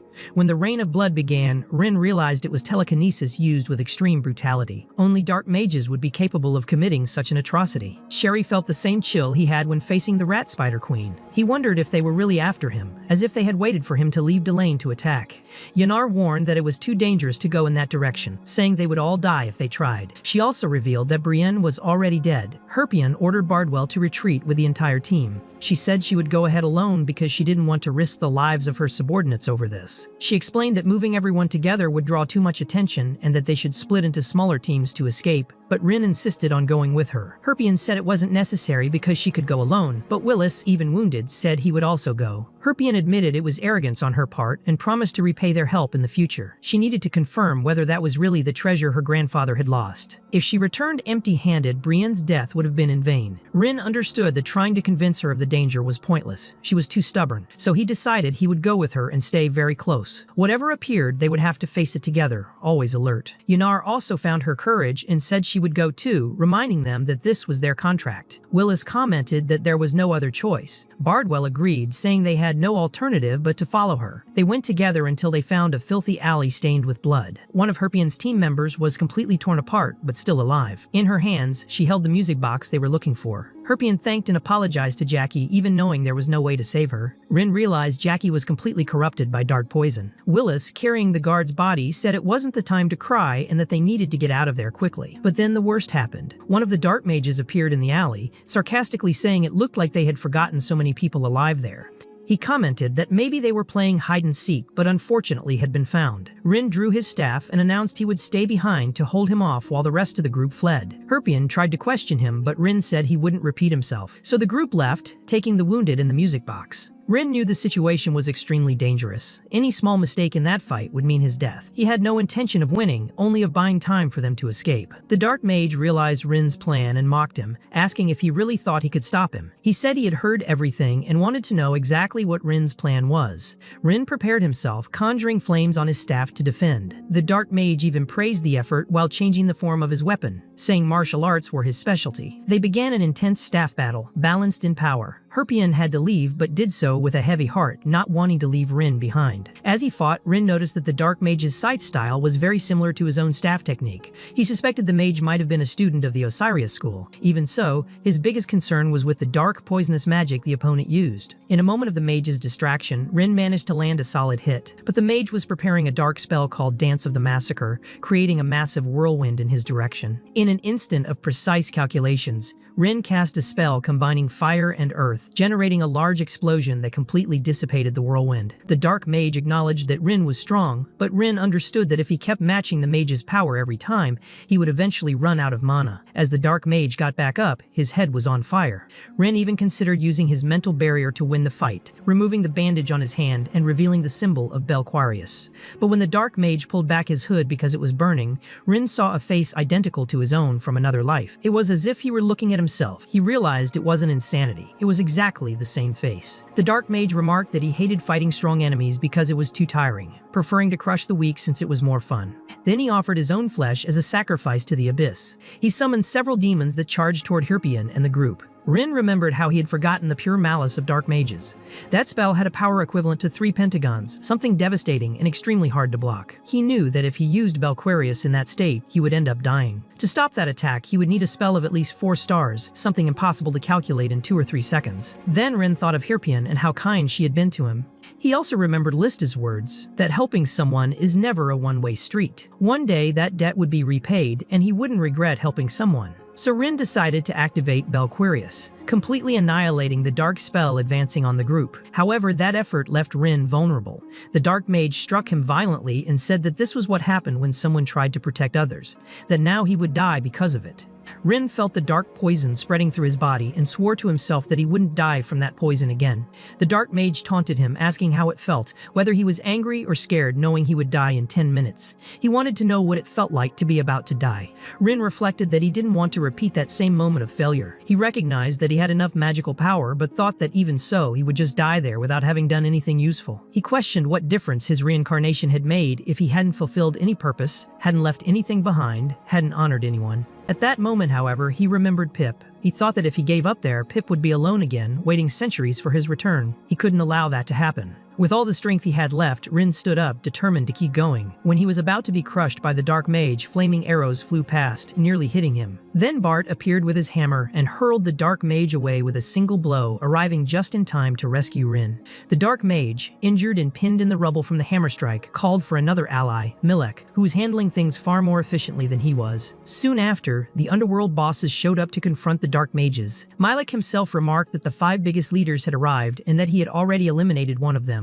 The fight was far from over. In the middle of the chaos, Rin ended up losing consciousness. When he woke up, he saw Rem smiling at him and saying it was good to see him again. Confused, he asked how they had gotten there. Bart explained that they had promised to repay the debt from that day and took the perfect opportunity to do so. Rin said all of it had been unnecessary, claiming he was almost defeating the dark mage on his own. Rem laughed and told him to stop lying, reminding him that everyone knew he was already looking at heaven's gates. That's why they decided to drag the poor, beaten-up guy to a safer place. Willis commented that they had been following Rin since he left the Golden Rose because they had already heard rumors that the Leticable black market was a dangerous place, and the events had proved it true. Rin remembered the words about how one day that debt would be repaid. But the fight was still raging between the 5 biggest bandits and the dark mages. Rem said they had to get out of there quickly, that they couldn't finish treating him in the middle of that chaos. She told Bart they had no other choice and would have to join the fight. Rin, however, just sincerely thanked all of them. Bart replied that there was no need for formalities since they were comrades, and comrades helped each other.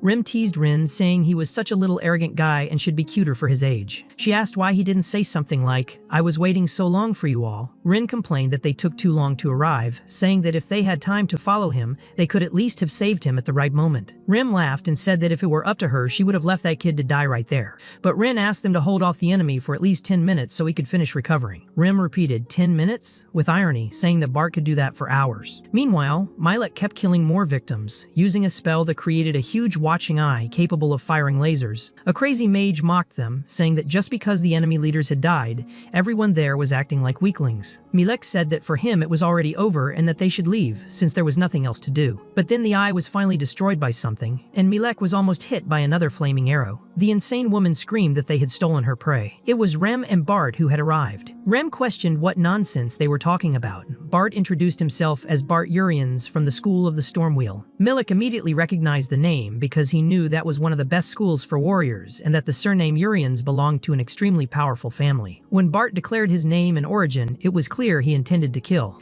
The crazy mage muttered that there was a lot of trash around there that day. She asked if Bart was the same one from that group of adventurers known for forging money. Rem got annoyed and corrected her, saying her name came first. The lunatic then asked if they were the ones who had killed the Rat Spider Queen, blaming them for destroying her precious creature. She swore that in that case, everyone would die right there. She used only a whip to destroy all the pillars in the place. Rem realized how much of a psychopath that woman was.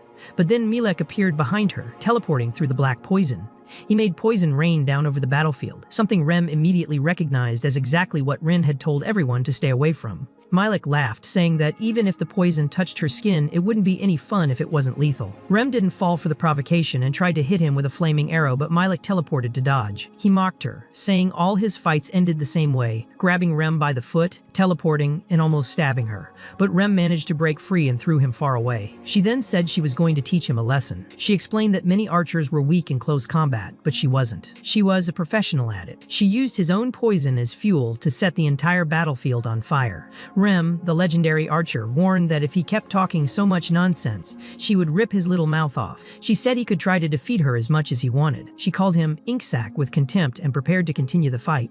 Milek realized he needed to reconsider the fight. He created 2 daggers coated with dark poison, planning to finish it quickly without prolonging Ren's suffering. When he advanced, Ren tried to defend herself with her flaming arrows. At the same time, Bart was fighting a crazed mage, completely breaking her weapon. Even so, she tried to retaliate with her warhammer, but Bart destroyed her weapon again with another axe blow. She was so shocked she was almost struck, unable to calculate a new spell in time, forced to dodge his quick attacks. The mage thought that man was no ordinary opponent. Her research had suggested that Ren and Bart's group was not that dangerous, but now she could see they were extremely threatening. She tried to counterattack with a black mist, but Bart simply held his breath, turned his axe, and struck the side of her face hard enough to break several teeth. The blow was so violent it threw her against a structure at the end of the street. Even so, Bart knew it wasn't over. The mage stood up, sacrificing her own body once more to call on the power of the abyss. Ren understood she had to stop both Milek and the mage's curse, but Milek moved in to protect his ally. He deflected an arrow that would have hit Ravini. Meanwhile, Bart threw his axe at Ravini and charged at her with such speed he seemed to keep pace with the weapon he had thrown. Rin, watching, realized Bart was too distracted and that this was a technique where you throw the weapon and retrieve it before impact, a maneuver called the wheel blade. However, Ravini didn't stop casting her curse. Bart realized her spell's activation was faster than the time he had to reach her with his axe. With no other choice, he tried to punch her, but he wasn't fast enough. Ravini used the power of the abyss to lift Bart into the air. Ren tried to save him but was blocked by Milek. Ravini intended to crush Bart's body completely, but before she could, her magic was nullified by someone who appeared behind her. It was Rin, who had stolen her spell and burned it away in an instant.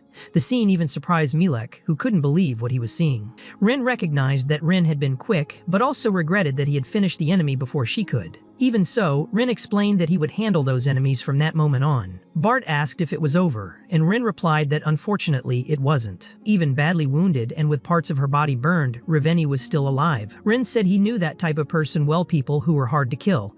He told Ren and Bart to stay behind him, saying they should consider it an honor since they'd be the first to witness his mental barrier. When Rin created the mental barrier of the Lord's Flow, the enemies were stunned. It was a technique typical of 6-star mages, and he was using it naturally at such a young age. Ravini screamed that it was ridiculous and that illusions like that wouldn't work. For her, magic was pure power, reserved only for those who sacrificed everything for strength. But Rin continued his work, explaining slowly that he was forming a 2-layer fire spell. The inscribed runes were flow and field, creating a river of lava that blocked Ravini's magic as if it were nothing. Then he carved new runes: transition, wave, and projectile. The dark mages were alarmed to see the runes changing mid-spell, something extremely rare. Historically, only 3 people had accomplished such a feat: Torina, Pride, and the legendary Archmage Rin. Milek realized they needed to flee immediately. He watched in horror as he understood that Rin had been the one to defeat the Rat Spider Queen using a 4-star spell. Milek tried to convince Ravini to retreat since both of them were too badly injured. But Ravini refused to give up, screaming that she would kill them all no matter the cost. Even as Milek shouted for her to fall back, she advanced. The moment she left the cover, a massive spell formed in the sky. Rin released so much energy in the form of flaming rain that the 2 dark mages could barely move. The magical pressure pinned them to the ground. Ravini, consumed by rage and desperation, remembered being called a failure. Even so, she kept fighting, but she was now completely at the mercy of Rin's overwhelming power.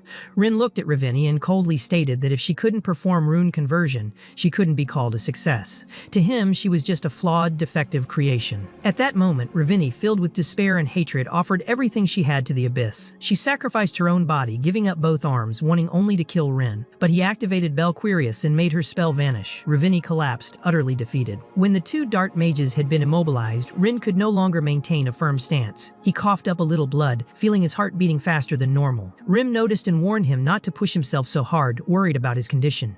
Even so, Rin maintained his threat against the enemies. He warned that if they so much as moved an inch, they would be burned to death, making it clear they shouldn't try anything stupid. Milek, trying to understand who that young man was, asked who the hell he was. But Rin turned the tables and said they were the ones answering questions. He wanted to know who had transformed Ravini that way, with the appearance of the legendary Archmage Rin. Ravini, already very weakened, could only glare at Rin with hatred. She answered with contempt that he shouldn't rely so much on that rune conversion, because true magic was in her. She said she possessed not only the appearance but also the power, explaining that she was the vessel for the soul of Archmage Rin, the masterpiece created by her own mother. Rem was confused upon hearing that and wondered if it was possible for there to be a vessel for his soul when he was right there, alive. She thought it was impossible, but before she could understand better, the dark magic around Ravini's body began to activate. Ravini then apologized to her mother, saying she would do better next time, admitting she already knew that when the magic broke, her fate would be sealed. As she begged forgiveness, Ravini's body began to destroy itself. First, her organs exploded, then her flesh melted from the inside out.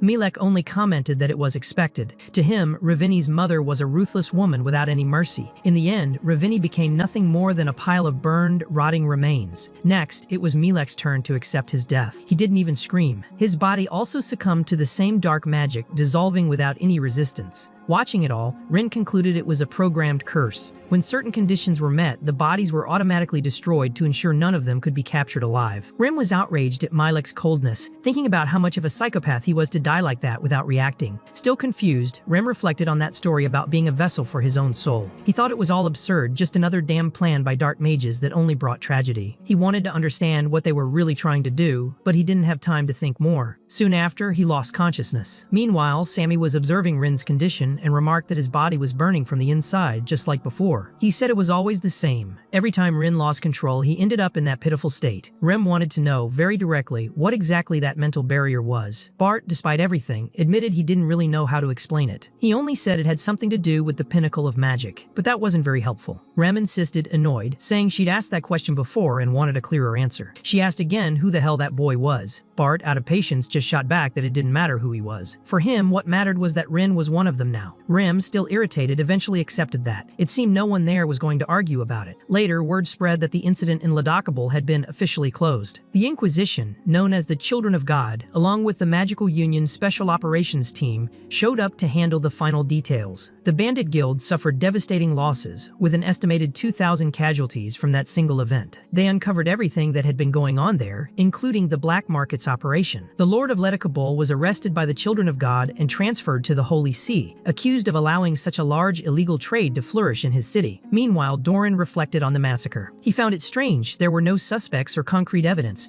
only rumors spreading around. For him, that wasn't enough. Torrentid commented there was nothing left to do there, saying all that remained was trash. But Doran Doran disagreed. He remembered that the basics of any investigation were to find out the why and the how. He wondered, if those people were so powerful, why had they caused so much chaos? Why prolong that massacre so much? Tyrantid insisted there was no one left alive, that everything had already been resolved by the Holy See. But Doran didn't see it that way. He believed the Dragon of Light had always controlled humanity with intelligence, allowing small anthills like that to exist even while knowing about them. For him, the goal wasn't to wipe everything out, but to let humans evolve on their own. In a symbolic gesture, Doran picked up a fly larva crawling nearby and dropped it into a box. He asked Tyrantid what she thought would happen if they left the larva there. She replied that it would starve. But Doran explained you couldn't be sure. The larva might turn into a monster and break the box entirely. He knew it didn't make sense, but said you couldn't dismiss possibilities. Then he placed a piece of apple inside the box. He said now the larva had enough food to become an ordinary fly. He explained that in the human world, nothing died. Nothing exploded unexpectedly. Everything was managed and controlled. To him, the Dragon of Light could intervene but chose preservation, letting people evolve on their own. Tyrantid understood what he meant. She asked if that meant there would be another anthill and the Dragon of Light would ignore it in the same way. Doran confirmed, complimenting her intelligence. But Tyrantid corrected him, saying she wasn't his subordinate but a member of the Magical Union. At that moment, someone approached with a report for Doran, confirming that the noble prodigy Rin had been present there. Fortunately, he wasn't one of the victims. Doran became thoughtful, wondering why a noble boy like that would risk his life in such a terrible place.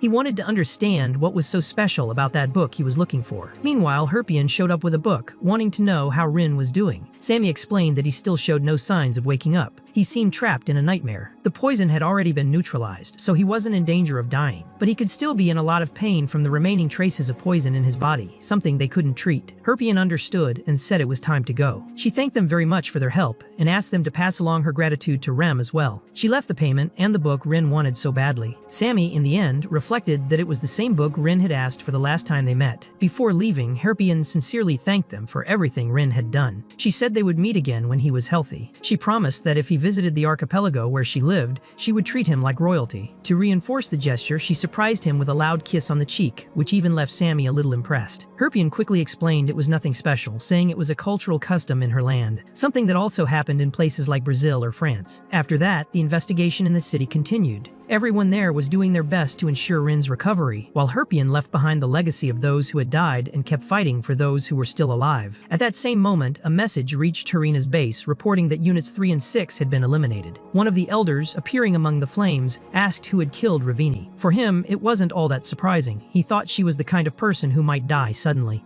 All the elders began discussing what had happened. One of them wanted to know if there was any report or intelligence on the case. A dark mage confirmed that Unit 6 had sent a report before dying. It recorded the name of the one who had defeated them, Rin, someone with extremely dangerous mana who needed to be eliminated urgently. Another mage commented that Milek did not mess around, so if he considered Rin a threat, it meant it was something truly dangerous. But someone else reminded them there were 13 mages registered with the name Rin in the Adventurers Guild. 9 of them were already dead, leaving only 4 who did not seem like the dangerous type. Some suggested Rin might not even be a name, but a code. Then one mage identified one of them, Rin Ludwig. He pointed out that the boy had reached the 3rd rank in less than a month after registering. That caused surprise, since it was not common. They questioned if they really believed a boy like that had defeated Riveni. The mage insisted he was only stating the facts. Another said he knew that Rin Ludwig was a noble genius, part of Delataine's so-called golden generation. Even so, some doubted it, saying it was impossible for a rookie to have defeated Riveni. But another replied that knowing Ravini, she might very well have let her guard down. He admitted she had not been doing a good job lately, and in a way even deserved that punishment. One of the elders then asked why they were still standing around talking instead of putting the plan into practice and getting close to the boy. Another warned it would not be so simple to drag a noble mage out of Delataine. But another mage, the one with cat-like pointed ears, suggested that their number 1 was already at the academy. Because of that, it should not be too hard. They just needed to make it look like an accident and kill the boy. Torina listened to everything and gave a direct order.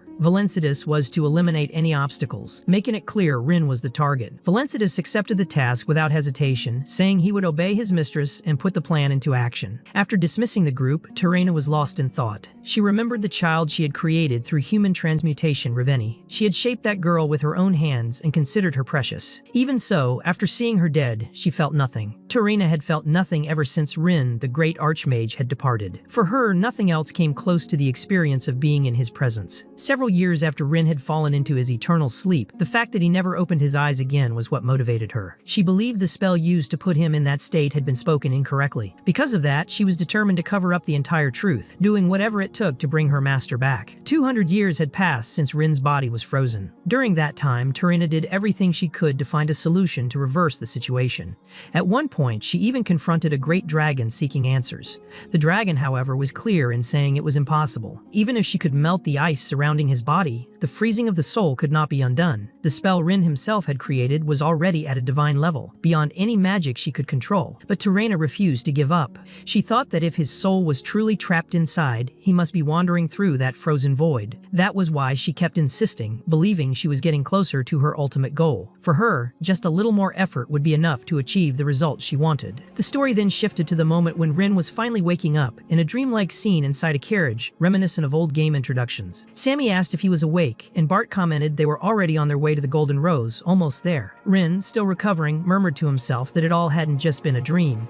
Rim took the opportunity to tease him, saying Rin had impressive connections since they had risked so much to leave Ladakable with that forbidden book. She told him that lots of people had seen his face, but even so, they managed to slip past the special forces. Rin explained that actually, the one who had helped them was a man with a very strange hat. He knew that man was Doran. Rin also thought about thanking the group that was with him, recognizing that if it had not been for them, he would not have made it out alive. But when they tried to confirm what he said, Rin just stayed quiet without repeating anything. Rem noticed and teased that he was being all cute in that moment. Finally, they arrived at the Golden Rose. Before leaving there, they received important news. They had been summoned to the Trident Point, a place considered sacred for true adventurers. Rin explained to the others that this place was near the region known as Harvadonia, also called the Land of Madness. He said only silver-rank adventurers or higher were allowed to operate in that area because it was very dangerous. In return, the rewards there were triple the normal amount. Bart commented that the ones who had summoned them were the third most powerful team in the guild, called Mob Dick. For him, it was a big opportunity for him and Ren to advance their careers as adventurers. Ren, however, reminded them that Ren still did not have silver rank, so he explained he would not go with them. He said he planned to return to the church during that period to stay focused on his studies to become a priest. Ren thought that even if it was dangerous, it made no sense to try to hold them back. In truth, that would be pure selfishness. It was something to celebrate. He wanted his friends to take advantage of the opportunity. Bart showed concern and almost patted Ren on the head like Keys used to do. But Ren joked, telling them to hurry up and go, saying he did not need that kind of care and that he was stronger than all of them put together. Despite the playful farewell, he really wanted them to leave without fear. Before they left, Ren asked if they would see each other again. They answered of course they would, because they were friends. Later, back at the academy, Ren checked his study progress with Ludian, which had reached 44%. He put Torina's book away in his room but was too exhausted to read at that moment. That was when he remembered Pippy and hoped she wasn't causing trouble. When he went looking for her, he saw Gertrude holding the door for Christa because, according to them, it was corn time. He found the name strange, but Gertrude told him to see for himself. When he looked, he saw Christa feeding Pippy with corn. She was being very affectionate with the little bird, talking and showing lots of care. When she realized Rin was watching, Christa was so embarrassed she slammed the door in his face. After that, Christa complained about how much work it had been taking care of Pippy, saying it was pretty hard. Even so, Rin thanked her. When Pippy thanked her too, Christa was so moved she almost cried from how cute it was, but managed to hold back and told Rin to go away. Pippy asked him if she had caused any trouble. Rin replied no, saying it had been his own fault. He also noticed that Christa had bought a new cage for Pippy. He complimented her, saying it was very pretty, but Christa just slammed the door in his face again, though before that she had waved goodbye to Pippy and cried a lot at that farewell. Later, Rin talked with Pippy and asked if she remembered Torina. Pippy said yes, saying she was her friend and also Rin's friend. When he asked how Torina was after he left, Pippy just went quiet and did not want to say anything. Then Rin started reading the book about Torina. It said that after the war, Pride accepted Torina as his disciple, and that was the beginning of her training as a witch. At 13, Torina became the youngest witch in history to be officially promoted. After being ordained, she continued to follow Pride and over the years became known as the Witch of Ashes. At 29, she was the first person on the continent to completely master both shamanism and magic. She used her powers to help the poorest people across the continent for free. After 7 years dedicated to healing and helping, Torina was chosen as Pride's successor. The Witches' Council approved this appointment unanimously, and she became known as the Priestess of Ashes. From then on, she served the dragon race and led humanity, holding that position until she was 80, when she finally retired to live more peacefully. Rin reflected on why that book was banned, since the story seemed only to talk about great achievements. He also read that the Priestess of Ashes always carried the old straw hat of Archmage Rin and Pride's pipe. When he asked Pippy if she really wore the hat everywhere, Pippy confirmed, saying she did not let anyone touch it. Rin thought that coming from her, it was a great honor. The book also mentioned the many records Torina broke. Rin thought that with such power, she might even have mastered immortality. Among the most famous spells she created were the Spiral Ice Bridge and Slippery Ice Link, abilities that could freeze the body and improve healing with sacred and enhancement magic. Rin realized all of it was truly fascinating, and he even thought it resembled the technique he himself had created to hibernate forever, called Domino's Reversal. He wondered if Torina had become obsessed with that idea after what happened to him. In the end, Rin did not really know what was going on in her head, or even if she was still alive. Even so, he felt proud of her in that moment. He regretted not keeping his promise to return or to stay by her side on her journey. Then, silently, he apologized. The next day, Rin started his routine already busy, ready to continue with his duties. The first thing Rin needed to do that day was help Karen by returning the book she had lent him. He was on his way to do that when he suddenly bumped into someone. It was President Valencidus. Valencidus noticed the book Rin was carrying and commented on it. Rin knew that man was also a dark mage and suspected he might have shown up on purpose, maybe to get revenge for those he had killed. He stayed alert, suspecting it could be a trap. Valencidus asked if Rin was really reading that kind of book. Rin thought quickly. He could not let him discover his plans. He replied that he saw no reason not to read it, saying he did not even know it was forbidden. Valencidus explained it was banned by several religious orders and mentioned that the children of God were at the central library. At that moment, Rin realized he was surrounded by problems on both sides, dark mages and the religious order itself. Even so, Valencidus just handed the book back and asked Rin to follow him, saying he was going to the library anyway. Rin realized that if he refused, he would look even more suspicious. For now, he decided to assume Valencidus really was working with Ravini and her group. Even so, he remembered that Valencidus was very popular and did not seem like a dark mage. Suddenly, Valencidus asked if Rin thought he was a good person. Rin replied not exactly, to which Valencidus said that was good, because it was dangerous to judge people too quickly. The most dangerous people were those who hid their true intentions. Rin understood the message and thought he was still referring to Torina. Valencidus commented there was something odd about that book and, getting very close, rubbed the cover to show it smelled like sewage. That was when Valencidus turned, ready to attack Rin. Sensing the danger, Rin also prepared a fire spell to defend himself. However, the confrontation was interrupted by a shout. It was Professor Ellen who appeared, saying she had not borrowed any book. Taking advantage of the distraction, Rin ran away from there. He reached a spot where he saw people talking with his aunt. They were the golden children of God. Ellen noticed the forbidden book with Rin and quickly began improvising to help her nephew. She loudly asked if Rin still had not returned the book to her, saying she had asked for that a long time ago and he was always so slow with those things. She said she herself had checked out the book from the library and given it to him, expecting him to return it quickly. Rin did not understand at first and asked what she was talking about. Ellen then whispered to him to play along with the act. One of the religious order members said the professor seemed a little confused. She confirmed if she herself had checked out the book and just had not returned it yet. Ellen admitted yes, that she was returning it now, and asked why the book was forbidden.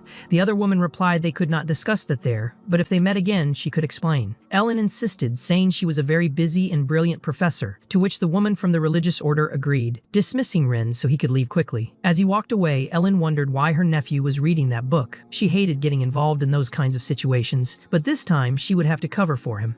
After that, Karen appeared extremely nervous. She had forgotten that she could not lend books to first-year students and turned pale, apologizing many times, saying she did not want to cause trouble for anyone. Rin explained the whole situation to calm her down, and in the end, everything turned out fine. Karen still wanted to know where he had gotten that book, saying she had heard about insane events at the Leticable Nest. Rin dodged the question, saying he could not tell her and called it an industrial secret. He also asked Karen to thank Professor Ellen later, saying that it was only because of her that things had not gone very badly. Karen thanked him a lot, saying she would never forget that favor. Meanwhile, Valencidus was reflecting alone about what had happened. He realized that Rin had enormous magical power but was a terrible liar. As soon as he felt Rin's killing intent during the confrontation, he understood everything. He was the one who defeated Ravini and Milek. And that book he was holding was not a simple library copy. Valencidus had switched the original copy for a fake one when he bumped into Rin. The one the Children of God took was just a regular copy. Now, however, his next target would be Rin Ludwig. At the same time, Rin was also reflecting. He thought Valencidus was much more dangerous than he had imagined, and did not expect him to act so soon in that way. At least Rin had made good progress in that time. Just with the expedition he did with the group, he gained over 4% advancement. He knew defeating dark mages gave a big bonus to his progress, and even wondered if Valencidus Sidis was more powerful than Raveni, but decided not to think about it right then and went to sleep. The next morning, Rin was summoned to the headmistress's office for a private talk, which was their first meeting alone. Medelia commented that she had been hearing a lot about him lately, especially because of Owen, who even though he was grumpy, would not stop praising him. He was not the only one. According to Medelia, Rin had many admirers in Delataine. She wanted to know why he was there. Rin explained that he assumed she already knew about the disappearance of Torina's biography from the library. He told her he had borrowed the book, but returned it when the Inquisitors showed up. He also said that Professor Ellen had tried to protect him, taking the blame, and now was in trouble because of him. Medelia then asked what he intended with that meeting. Rin said he wanted her to punish him, not his aunt. However, Medelia replied that he was a little confused, because what they needed to discuss there was not Professor Ellen's fate but his own. She explained that he knew very well that no first-year student could borrow books, and even so, he used his noble status to get it. If they let him break that rule without punishment, it would go against the Academy's discipline. Rin then proposed that they make a deal. He said he was the best cadet in Delataine and the legitimate heir of House Ludwig, and that even if it was something small, he could offer something in exchange. Medelia thought students usually got nervous or overly respectful when talking to her, but Rin was different. He spoke naturally. She remembered a conversation with Kevin, his father, who once said that his son was a talent, a genius among prodigies, but he had not even come out of his own shell yet. He said what they needed to do was wait and treat him with a lot of love and trust. Medelia asked what he was offering. Rin said he would do anything she asked to solve the problem. She replied that she was expecting something more specific, but since she did not hear anything like that, she was a bit disappointed and said there would be no deal. She was ready to give the punishment. Seeing Rin starting to panic, Medelia decided to give him one last chance and asked if he would agree to become her daughter's private tutor. Rin questioned if she knew he was only 16 years old and how someone from the Ludwig family could teach someone from the Page family, known as the greatest mages in history. Medelia explained that he was the best student of Delataine's golden generation and had proven talent. She also knew that his record showed he had been Skous's personal assistant for 3 years. She clarified that she did not need him to tutor for very long, just 2 or 3 months would be enough. She guaranteed that if he accepted, she would resolve the problem with Professor Ellen. She also said that was her last offer. Rin understood he could not hesitate. He knew he had no margin for error there, and he accepted the offer. Medelia warned that her daughter was a complicated child in certain ways and asked him to take good care of her. Later, they went up to a tower where the girl stayed. Rin asked if she was locked in there, and Medelia explained not exactly. It was her daughter herself who shut herself in because she wanted to. She knocked on the door, told her daughter she was coming in, and that she brought a friend who would teach her many things. They entered a messy room where the girl, looking exhausted, seemed not to have slept in days. Rin formally introduced himself as Rin Ludwig, but Cassina said she did not care and told him to leave. When Medelia demanded politeness, Cassina threw a book at Rin. She stayed aggressive, throwing books and pens, and even when she fell to the floor, she refused any help. That was when Rin noticed something. He asked about her legs, realizing Cassina was not angry but frustrated. At that moment, she started crying and told them both to get out of the room, saying she did not want to see them. Later, in a private conversation, Medelia talked with Rin about her daughter's situation. She said Cassina did not talk to many people and that many famous mages and professional tutors had tried to help her, but all of them gave up and left. Rin wanted to know if there was any problem with her legs. Medelia explained that there was not, that in fact Cassina had always loved climbing high places since she was little. She used to climb trees and catch her attention. She remembered how cute that was, but admitted she might have needed to be a stricter mother back then. While they were talking about Cassina, someone approached, saying that Medelia's regret did not make any sense. Rin immediately recognized it was someone important because of the cloak with the blue dragon crest, the royal symbol of House Argent. He bowed to the man, realizing his status. This man explained that even the tutors best known for their kindness and patience had not lasted with Cassina for very long. He said the most that ever happened was a fight between her and the tutor, but in the end everything would be fine. Medelia insisted that her daughter was not just any child, but he argued that in the end she was still just a child. He asked them to stop with this tutor business before something went even more wrong and suggested giving Cassina time to sort out her feelings. Medelia, irritated, asked if he wanted their daughter to rot alone in that room. It was at that moment that Rin realized that man was Cassina's father. The man then asked what Medelia suggested they do since they had tried everything and nothing had changed. He said Medelia was just using her own guilt as an excuse to keep pushing this. He added that he also loved Cassina. After all, she was his daughter, but the way Medelia was trying to solve things was wrong. Completely overcome with anger, Medelia threw a wine glass at his head and told him to leave immediately. As he passed by Rin, the man said that if anything happened to Cassina, he would never forgive him and that Rin should remember that. After he left, Medelia apologized to Rin for him having witnessed that scene. She explained that the man was Urin, her husband and Cassina's father. Given the situation, she told Rin that if he wanted, he could refuse the agreement to be the tutor. She promised that even so, she would still take care of the problem involving Professor Ellen. She admitted she only thought of having someone Cassina's age as a tutor because she hoped it might change her behavior, but perhaps she had been too impatient. Rin replied that he didn't think being impatient was a bad thing. In his view, it was better than leaving everything behind schedule. He thanked her for helping with his aunt's situation, and since he had accepted the deal, he reaffirmed that he would do his part. He also remembered that when leaving, Urine had threatened to kill him if anything happened to Cassina, but Rin thought that showed the man still cared a lot. He himself could not get her image out of his head and decided he would truly try to be her tutor. At that moment, Medelia remembered a conversation she had with Kevin, Rin's father. He said that leaving a child alone and isolated like that was not education. There needed to be someone who could help break that barrier. Kevin proposed a bet. Both children were excellent, and whoever could help one break out of their shell would help the other do the same. That idea convinced Medelia that Rin could be her daughter's tutor. Rin understood he could not refuse that responsibility, even though it was something asked by the Chancellor. He knew he was there for that and decided not to give up. When he went back to talk to Cassina, she said that to avoid getting him expelled, she would tell people she had just thrown him out of the room, allowing him to leave. But Rin refused to go. Cassina said he didn't know anything, but Rin replied that he knew very well. She was Lady Cassina, and even with all the insults and objects thrown at him, he didn't even react. He let a book hit his face. She remarked that it must have hurt and told him to leave before things got worse, saying she didn't care about any contract. Rin explained that the contract wasn't something trivial. He wanted her to live like a normal person. Cassina replied that he was insolent and accused him of wanting to turn her into a court jester like everyone else who judged her behind her back. She said he could just do like the others and pretend she didn't exist. Rin refused. He said he wasn't there to comfort her or say pretty words that meant nothing. The only reason he was there was to help her walk again, so she herself could pick up a book from the floor and put it back on the shelf. Cassina, in tears, said it was impossible because her spine was ruined. Rin replied that magic existed to make the impossible possible. Cassina asked ironically if he planned to move her legs with telekinesis, reminding him it had already failed before. He then approached and touched her legs while she asked what he was doing. Rin calmly explained that he was just checking. He used Belquerius to examine her, realizing that her neural circuits were completely severed in the spinal region. He also noticed that someone had tried to treat her before but only made it worse. He thought that if it had been him in the past, he wouldn't have been able to improve anything either. Now that Rin had mastered Belquerius, he began treating Cassina carefully. He stretched her leg, focusing on imagining all the nerves and trying to simulate them with magic. He knew it was a risky procedure but could see her internal state with Belquerius. He asked Cassina to relax her body and accept everything calmly because if she resisted, she would feel more pain. He explained to her that the chances were only 50% and nothing was guaranteed. Even so, he asked her to trust him, saying he might know what he was doing and that he would try to make her walk again. When he used the first rune, Cassina felt intense pain, but the one truly suffering was Rin, who cried tears of blood as he continued transferring power. Even when she tried to tell him to stop,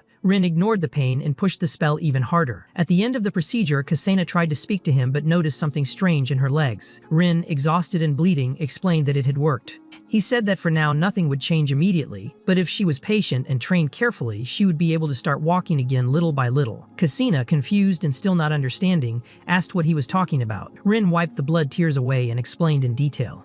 He told her he used a combination of runes called the Pentagon with the rune of delicacy. He said human body movement depended on electrical signals sent by neurons and that the electrical flow in her body was blocked. He had used electric magic to unblock those signals. At that moment, he held Cassina and helped her stand up. He said that was the true potential of magic, to make the impossible possible. He explained that, in practice, she was moving thanks to his magic because her body was not fully healed yet. That was why walking would feel strange at first. However, he guaranteed that walking with both legs was possible. He stressed that right now, she was completely dependent on his mana to stay standing. But if she learned to use that magic herself, one day she could use her own mana to walk without help. When he finished, he asked if she agreed to accept him as her tutor. Cassina, however, told him to go away. She even called guards to throw him out. As soon as he left, she fell to the floor again. Even though she thought she couldn't walk, she clearly remembered how she had stood up. Later, in the student council room, everyone was working hard. Rin, as an intern, ended up overloaded with all the paperwork. During the shift, someone came in to say that Director Medelia was asking for him. When he got to her, Medelia was direct and asked what had happened with Cassina. Rin, surprised, wanted to know if Cassina had told her mother anything strange. He noticed Medelia was not at all pleased and felt he might be in trouble, so he chose his words carefully. He only replied that he had explained the benefits of magic to Cassina, but that after that she threw him out of her room. Medelia, however, said she knew that wasn't the truth. She explained that a letter had arrived at the mansion from Casina, and the content of that letter was surprising. Casina said she would like to see Rin again. Rin, in disbelief, asked what she was talking about. Later, he actually met with Casina. Still suspicious, she wanted to know if with his teaching she would really be able to walk on her own one day. Rin replied yes, but only if she worked very hard to learn. Casina admitted she was not sure she could trust him. She asked if what he had done the day before was nothing but an illusion. Rin, irritated, was surprised at the accusation. Normally, he never showed his full power, but now he was genuinely offended at being doubted. To prove his point, he used the same spell as before and lifted her again with his magic.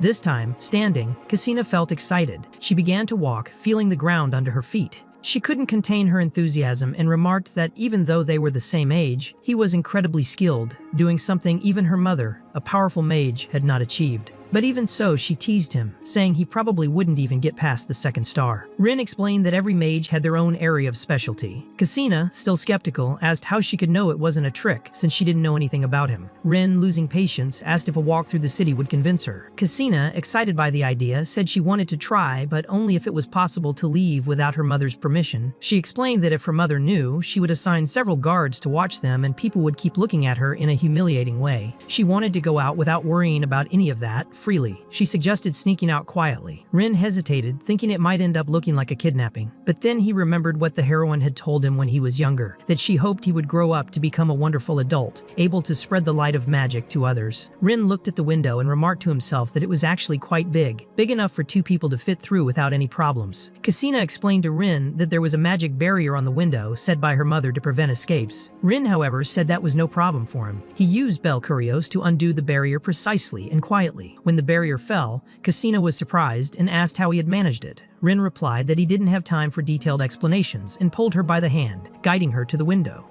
There, Casina was able to see the horizon in a different way, something she hadn't experienced in a long time. She was so moved she even cried at the sight of the landscape. At that moment, some knights arrived running to stop them and asked what Rin was doing. Casina firmly replied that they were just going for a walk and asked them not to tell her mother anything. Then, impulsively, she threw herself backward through the window. Rin hadn't expected that and was forced to use magic to soften her fall at the last second. When he reached her, he scolded Casina, asking what she was thinking jumping from that height. She, smiling, said the view was wonderful and that she had never seen the city that way. Meanwhile, a big commotion was forming in Medelia's tower, leaving Rin a bit regretful about the mess. Even so, Casina was still excited and asked if he knew any cool places in the city. When she spotted a particular spot, she pointed excitedly and suggested they go there. She said there was a famous pastry shop with delicious cakes. Rin agreed and suggested she go first. Carefully, they descended using a protective barrier Rin summoned to cushion their landing. As soon as they touched the ground, Casina told Rin she intended to start running. Rin reflected that controlling another person's nervous system with magic was not easy at all, but he accepted the challenge. When they landed, Casina had trouble keeping her balance since she wasn't used to standing on her own, but she was overjoyed to realize she could move. She ran off, thrilled to be truly running, something she hadn't been able to do in a long time. They reached the rice cake stall she had been so eager to visit. Casina was so excited she didn't know which one to choose, saying she wanted all of them. The vendor recognized her immediately and asked if it was really her, saying he had heard terrible rumors about what had happened. Casina explained she had been out of sight for a while and admitted she had actually been worried his stall might have closed. The vendor, relieved, commented that she was the same as ever and confessed it felt like a dream to see her so healthy. Casina said she felt the same way and was happy to discover the taste of the cakes was exactly as she remembered. The vendor was moved to see her so happy and thanked her, saying she had made his day better. Casina, embarrassed, asked him not to get so sentimental and promised she would come back more often. The man then asked who the young man beside her was. Casina replied that he was her tutor, even if not officially.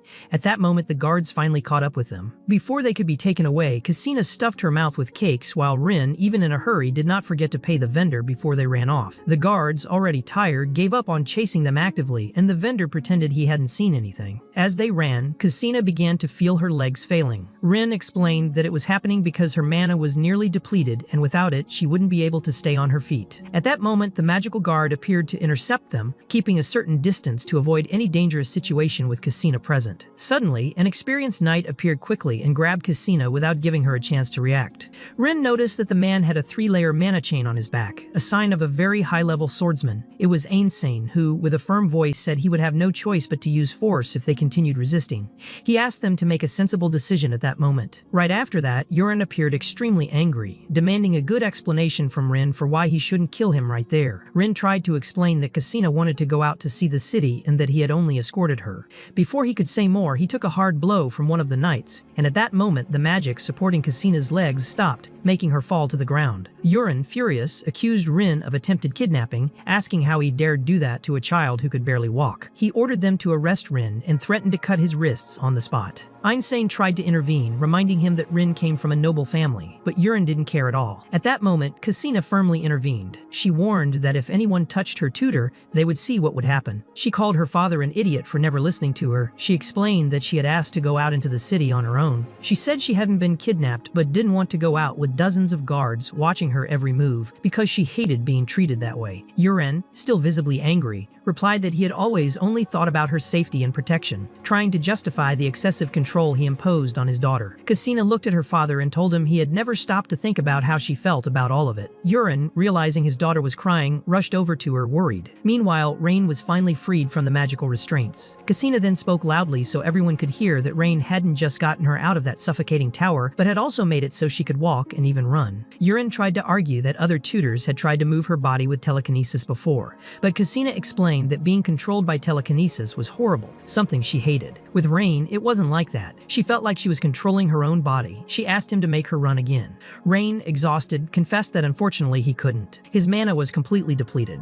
Einstein, who was nearby, confirmed to Yurin that it was true. He said even he was surprised to see that her movements were so different from simple telekinetic control. Christina, determined, declared that she wanted to learn Rain's magic. She said that if she studied his method, she could run again. Yurin, surprised, reflected on how this daughter who once had no expectation for the future, who used to say she wanted to die, was now talking about the future. Then he looked seriously at Rain and asked if he could really do that for her. Rain hesitated. He thought maybe it wasn't worth the risk. He himself had almost died trying to help her that time. Maybe he should look for another way to solve the problem with the ant without getting involved in this. But Yurin got straight to the point. He asked if Rain could be the light in his daughter's life. That was when Rain remembered the day he left the magic tower to start his journey.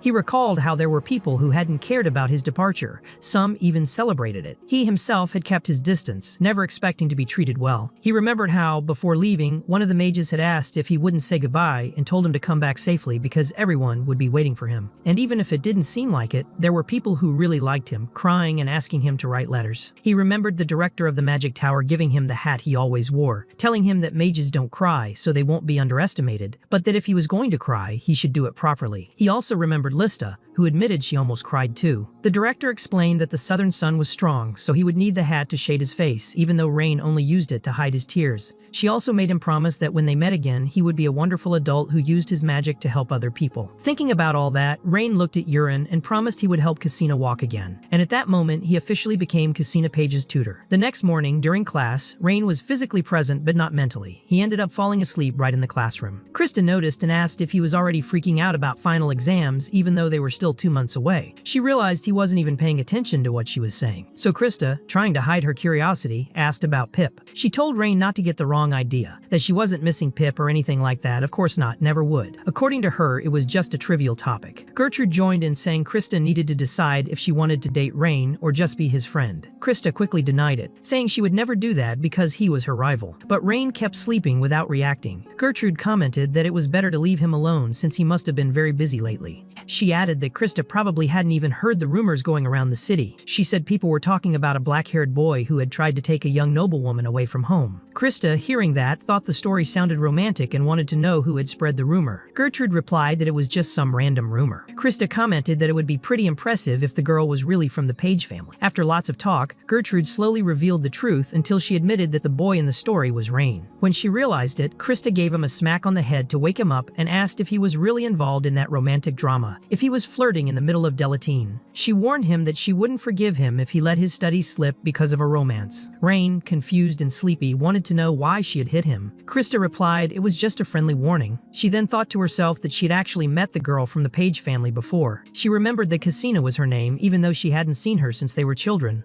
She even recalled the rumors that said Christa was dead and considered that it made sense she was alive in Delataine. She concluded she might have to worry about that later. Meanwhile, elsewhere, in the interrogation room next to the pontiff's office, someone was asking if borrowing a book was really enough reason to have been brought there. The paladin explained that if it were something simple, she wouldn't have even bothered coming. Ellen was impatient because she had a lot of work piled up and felt she was wasting her time. The paladin wanted to know if she had any idea how dangerous Torina was, but Ellen replied it was the first time she had ever heard of Torina being any kind of threat. At that moment, another person stepped forward and explained that Torina was not just dangerous, but extremely dangerous, to the point of being able to bring about the apocalypse itself. Juliana, the moon priestess, was the one who took charge. She said it was she herself who had ordered Ellen brought to that meeting because she needed to confirm Ellen was not one of Torina's followers. She explained that Torina had never been someone worthy of respect since everything good she had done in life was part of a much bigger and darker plan. Even now, she was still acting behind the scenes, plotting something. Ellen was shocked to learn that Torina was still alive and wanted to understand what kind of goals she could have, living for so long. Juliana explained that Torina's goal was to resurrect the great archmage Rin. When Ellen asked why that would be such a bad thing, the paladin said it wasn't something so easy to explain. She explained that according to a confidential prophecy from the Oracle of the Light Dragon, Rin's soul had already left the mortal plane forever. That meant his frozen body would never truly awaken. Ellen then wanted to know if Torina was going mad because of that, or if she was doing all of it without knowing. Juliana replied that the problem wasn't ignorance, but that she had completely lost herself. She said Torina had plunged into dark magic, fed by the abyss, the source of all darkness, and that it also affected all her followers. She explained that Torina was a powerful woman who ended up being tragically consumed by her obsession with bringing Rin back, trapped in a love that no longer existed, and destroyed by dark magic. Ellen found it all hard to believe. Juliana said that even knowing everything, she once had the chance to kill Torina, but hesitated, and because of that hesitation, things had spun out of control and were now escalating too quickly. Ellen asked if Juliana really wanted to kill her, reminding her that she had been her teacher. Juliana admitted that she did, but said Torina had crossed every line and now they were running out of options. She knew something serious was going to happen soon. As she spoke, the smoke from Juliana's pipe started affecting Ellen, who ended up collapsing onto the table. Juliana did this so she could cast a spell on her mind and search through her memories to verify whether Ellen was innocent. When she finished, she was certain Ellen was not guilty of anything, was not one of Torina's followers, and had not been the one who took the book or involved her nephew in the whole story. The paladin commented that the true suspect was probably the boy named Rin Ludwig. She reviewed his file, which said he was under special operations surveillance, and said they had already tried to interrogate him in Leticable but had been stopped. Juliana asked why a student would even be at the black market, but the paladin said there was no need to worry too much since Doran was watching him and would step in if anything happened. Even so, Juliana wondered if that boy had gone there to find a forbidden book. Meanwhile, Rin was in trouble. He was talking with Medelia, who was questioning him about certain rumors of a romantic escape. Wanting to end the topic quickly, he insisted there was nothing romantic about it and apologized for being nervous. Medelia found the apology strange since he hadn't done anything wrong, and explained that she was just curious about the supposed love story everyone was talking about. Seeing he didn't want to discuss it, she gave up insisting. Despite that, Medelia seemed very grateful. She said, leaving Christa in Rin's care had been the right decision. The night before, for the first time in 10 years, she had been able to have a real conversation with her daughter. Christa's eyes had been full of light and determination when she said she wanted to learn magic at any cost so she could walk again. Rin found that inspiring, and Medelia agreed, saying she owed him more than she had already told him. Rin then explained that he had used a spell to try to restore the girl's damaged nervous system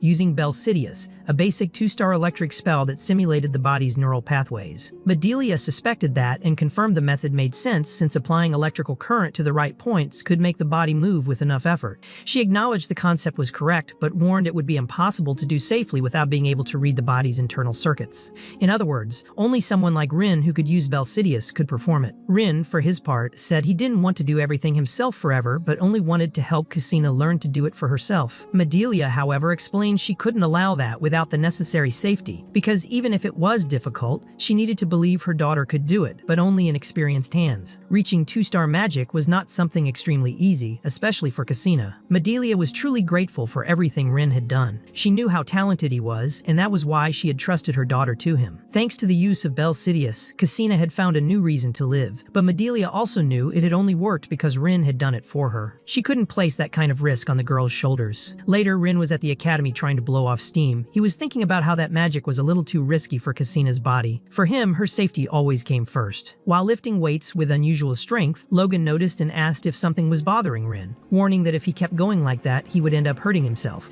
Rin explained he was thinking about how to reduce reduce the burden on Christina's body, but Logan said it was precisely pain that made muscles grow. For him, shaping one's body was like a blacksmith forging armor, a path to achieving a glorious physique. Rin, however, commented that if you crush the body too much, it would break. He also mentioned that he had heard rumors about this type of body-strengthening magic, and that if used incorrectly, it could twist bones, shatter the body entirely, or even tear it in half. Logan confirmed it was not just a rumor. It happened all the time since magic followed the world's laws and everything had a price. He said Rin knew that better than anyone. So Rin asked why he had chosen to study at such a dangerous school. Logan replied that was not the right question and explained that he had a primary sigil carved into his chest that compensated for the body's tension through body-strengthening magic. That sigil allowed novices to make as many mistakes as they wanted without getting hurt. Rin admitted that really helped, but Logan warned that the problem with the sigil was that it blocked growth and change. When the student graduated, they needed to remove the sigil. That was why sometimes people overestimated their own abilities after removing the seal and ended up destroying their own bodies. Rin asked if he could carve that sigil onto someone else. Logan said of course, since he was considered a prodigy and could do it even while asleep, so Rin asked him to teach him. From that moment on, Rin's week became completely full. In addition to regular classes, he had to help the student council, learn body-strengthening magic and the sigil method with Logan. At night, he studied everything he needed for the next day and still found time to teach Christina. She would get very annoyed during lessons, saying she did not want to learn baby stuff and wanted to study real magic. Rin had already explained many times that for now they would pause the lightning magic to help her move better, but she needed to focus on mastering the basics first. Even so, Christina said she was bored and that it was really annoying. Rin then decided to propose a challenge. He said that if she could solve the problem he gave her, she could learn a new method to walk. He wrote everything on the board and asked her to keep the math in her head. Christina tried, thought hard, but ended up saying it was impossible. He explained it was actually a beginner-level problem she should know how to solve. Irritated, Christina wanted to show what she was really capable of. She then demonstrated her special magic. It was her family's secret technique, drawn magic. She began tracing runes in the air, the designs flowing with the movement of her hands in a harmonious and beautiful way. The Page family's hereditary magic did not require complicated formulas, only drawings made in rhythm with movement, imbuing them with all the mage's desire. Christina created a magical bubble around herself that made her float in the air. Rin had to admit to himself that the power of the Page family was truly mystical, unlike any other form of magic. He knew that even with explanations, he had never fully understood the origin of that technique. The only thing he knew was that it supposedly worked because the users simply wanted it badly enough and made it happen. Drawn magic went against everything traditional magic represented, as it was not built on logical formulas or mathematics. It seemed to be something only the direct descendants of the founder of that art could use. While thinking about this, Rin was already considering that he needed to discuss the next step with the headmistress. Meanwhile, Christina remained floating inside her bubble, pleased to have shown off her talent. For Rin, it had truly been amazing to watch. As promised, Rin decided to teach Christina the next magic, hoping she was really ready for it. He used telekinesis to place her back in the right spot, preparing the moment for the new lesson. He explained that the next step would require her to remove her skirt so he could draw the sigil on her leg, but before he even finished, he got hit on the head with a book in response. Despite the setback, Rin noted she had excellent aptitude for telekinesis, and at that rate would probably learn even faster than he had. To demonstrate, he removed his own shoes and applied lightning magic to his legs, showing how he did it. He explained he had given his word and that was why he was going to help her walk again. What he had marked on his own leg was called the primary sigil. This sigil helped reduce stress and strain on the body. The magic circle had the shape of a pentagon, and the rune inscribed in it was Rui, which gave properties to lightning magic. He guided Christina to try moving her hand, explaining that her thought, "I'm going to move my hand," started in the brain, traveled through the nervous system, and reached the limb, all in milliseconds. The sigil replaced that electrical signal with magic, simulating the energy waves sent by the brain without overloading the body as much. Christina asked if, with that, she would really be able to walk, and Rin assured her she would, saying he had learned all of it just to help her. She wanted to confirm that the request to remove her skirt was really so he could draw the sigil on her leg, and Rin explained yes, but warned that her body might suffer some damage, so they would do it as safely as possible. Even so, Christina found the idea scary and refused, saying she would not take off her skirt. Rin tried to reassure her, saying he had lived with many women and seeing a pair of panties or two did not make any difference to him. He did not care. Christina felt embarrassed. but Rin explained that during the whole process he would use Belquerius to see only her nervous system without actually seeing her body. That convinced her, and she eventually agreed. When she got ready and said she was prepared, he handled everything very carefully. He explained that the process would be simple but required a lot of attention. He started tattooing the primary sigil from her hip down to her ankle, and then drew another one in the center of her spine. Before starting, he warned her that it might sting or itch a bit, so she would have to endure it during the procedure. While they were upstairs, one of the cleaning staff was doing her night rounds and remembered that Rin had become Christina's tutor. She was happy to know the girl had changed a lot since she began lessons with him. However, as she walked down the hall, she heard strange noises and Christina's voice saying it hurt and asking Rin to be gentler. Frightened, the worker ran up the stairs, pressed her ear to the door, and heard Christina complaining about the pain. Without thinking twice, she burst into the room in a panic and found them both sweaty and out of breath. Terrified and completely misunderstanding the situation, she jumped in with a knife in hand, threatening Rin and shouting that she would kill him. He tried to explain quickly that it was all a misunderstanding. The knife stopped right in front of his face as the worker demanded an explanation from Christina. The girl asked them to close the door first so she could explain everything calmly. After they explained the whole situation, the worker finally understood what was going on. To ease the tense mood, Rin asked her to stay and tell some stories to distract Christina during the rest of the procedure. The worker agreed to help, saying she would do her best. After a lot of work and care, Rin finally finished applying the sigils. He asked Christina how she was feeling, and she said it hurt a lot, but that if it could make her walk again, she would not regret it. He then asked her to try activating the sigil on her spine so the magic could flow through her whole body. Rin was hoping it would work. When he saw her legs start to glow, he had a flash of hope, but the light soon faded. Christina asked why she could not move, saying she thought she would be walking already. Rin felt frustrated, wondering if he had failed again and only given her false hope. The worker tried to calm them down, saying that even if it had not worked this time, they could try another method. That was when Christina noticed something surprising. Although her legs were not moving completely, she could finally feel something in them. Her toes twitched slightly. For the first time in a long while, she had some feeling in her lower limbs, a small sign of progress that gave everyone their hope. Of course, Christina and the maid were extremely emotional when they realized what had happened. Christina admitted she had never thought she would ever be able to walk again. Meanwhile, Rin reflected on how he had used a bit of telekinesis to support the first sigil. He knew that once her legs gained enough muscle strength, she would be able to walk on her own. Christina thanked him deeply for everything he was doing. Rin thought that maybe this was what he had been searching for from the beginning, to see that kind of light and hope on people's faces. Even so, he said they were done for today. He explained that from this point on, she would need proper rehabilitation training to really walk again. He told her that from now on, the headmistress would be taking care of her. Christina was surprised and protested, but Rin just answered that he was a tutor, not a babysitter, and closed the door in her face. Even so, he felt happy. Even if it was just a little, he knew he had been a light in someone's life and had given his best. Later, during dinner, Yurin asked Medelia if it was true that Rin had quit tutoring. She confirmed it, saying he had simply left without giving much of an explanation.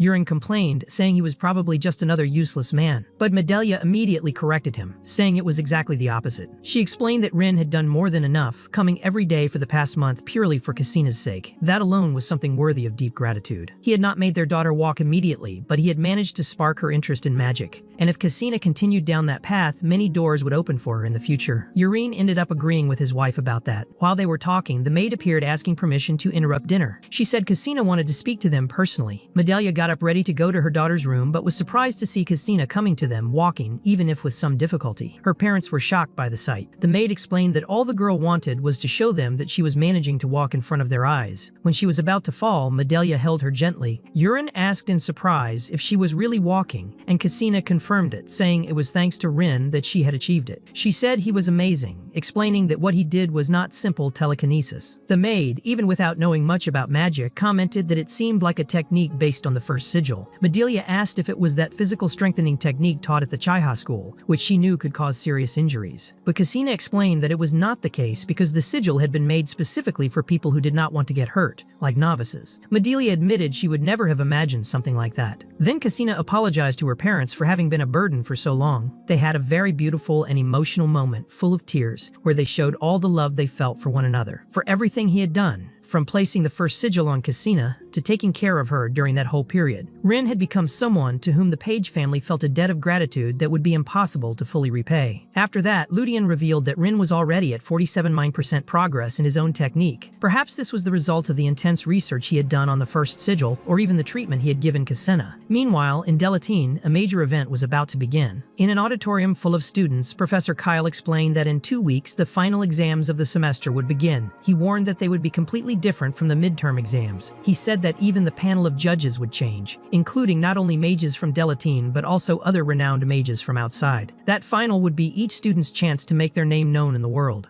It was no exaggeration to say that their performance in that test could define their future as mages. Kyle explained the format of the exams. Group A would consist of the elite students from the noble magical clans of the 8 great schools, along with the top 30 ranked students. All the others would be randomly assigned to groups B through F to balance the average scores. But ironically, this made Group A the group with the worst conditions. The preliminaries would begin in 2 weeks, and only the top 4 from each group would advance to the main tournament, which would have completely random brackets. In the end, the last one standing would earn the title of Best Cadet. At that moment, Kyle announced what the first test would be, the scroll. He explained that all students were expected to become great mages who could help people by creating useful scrolls.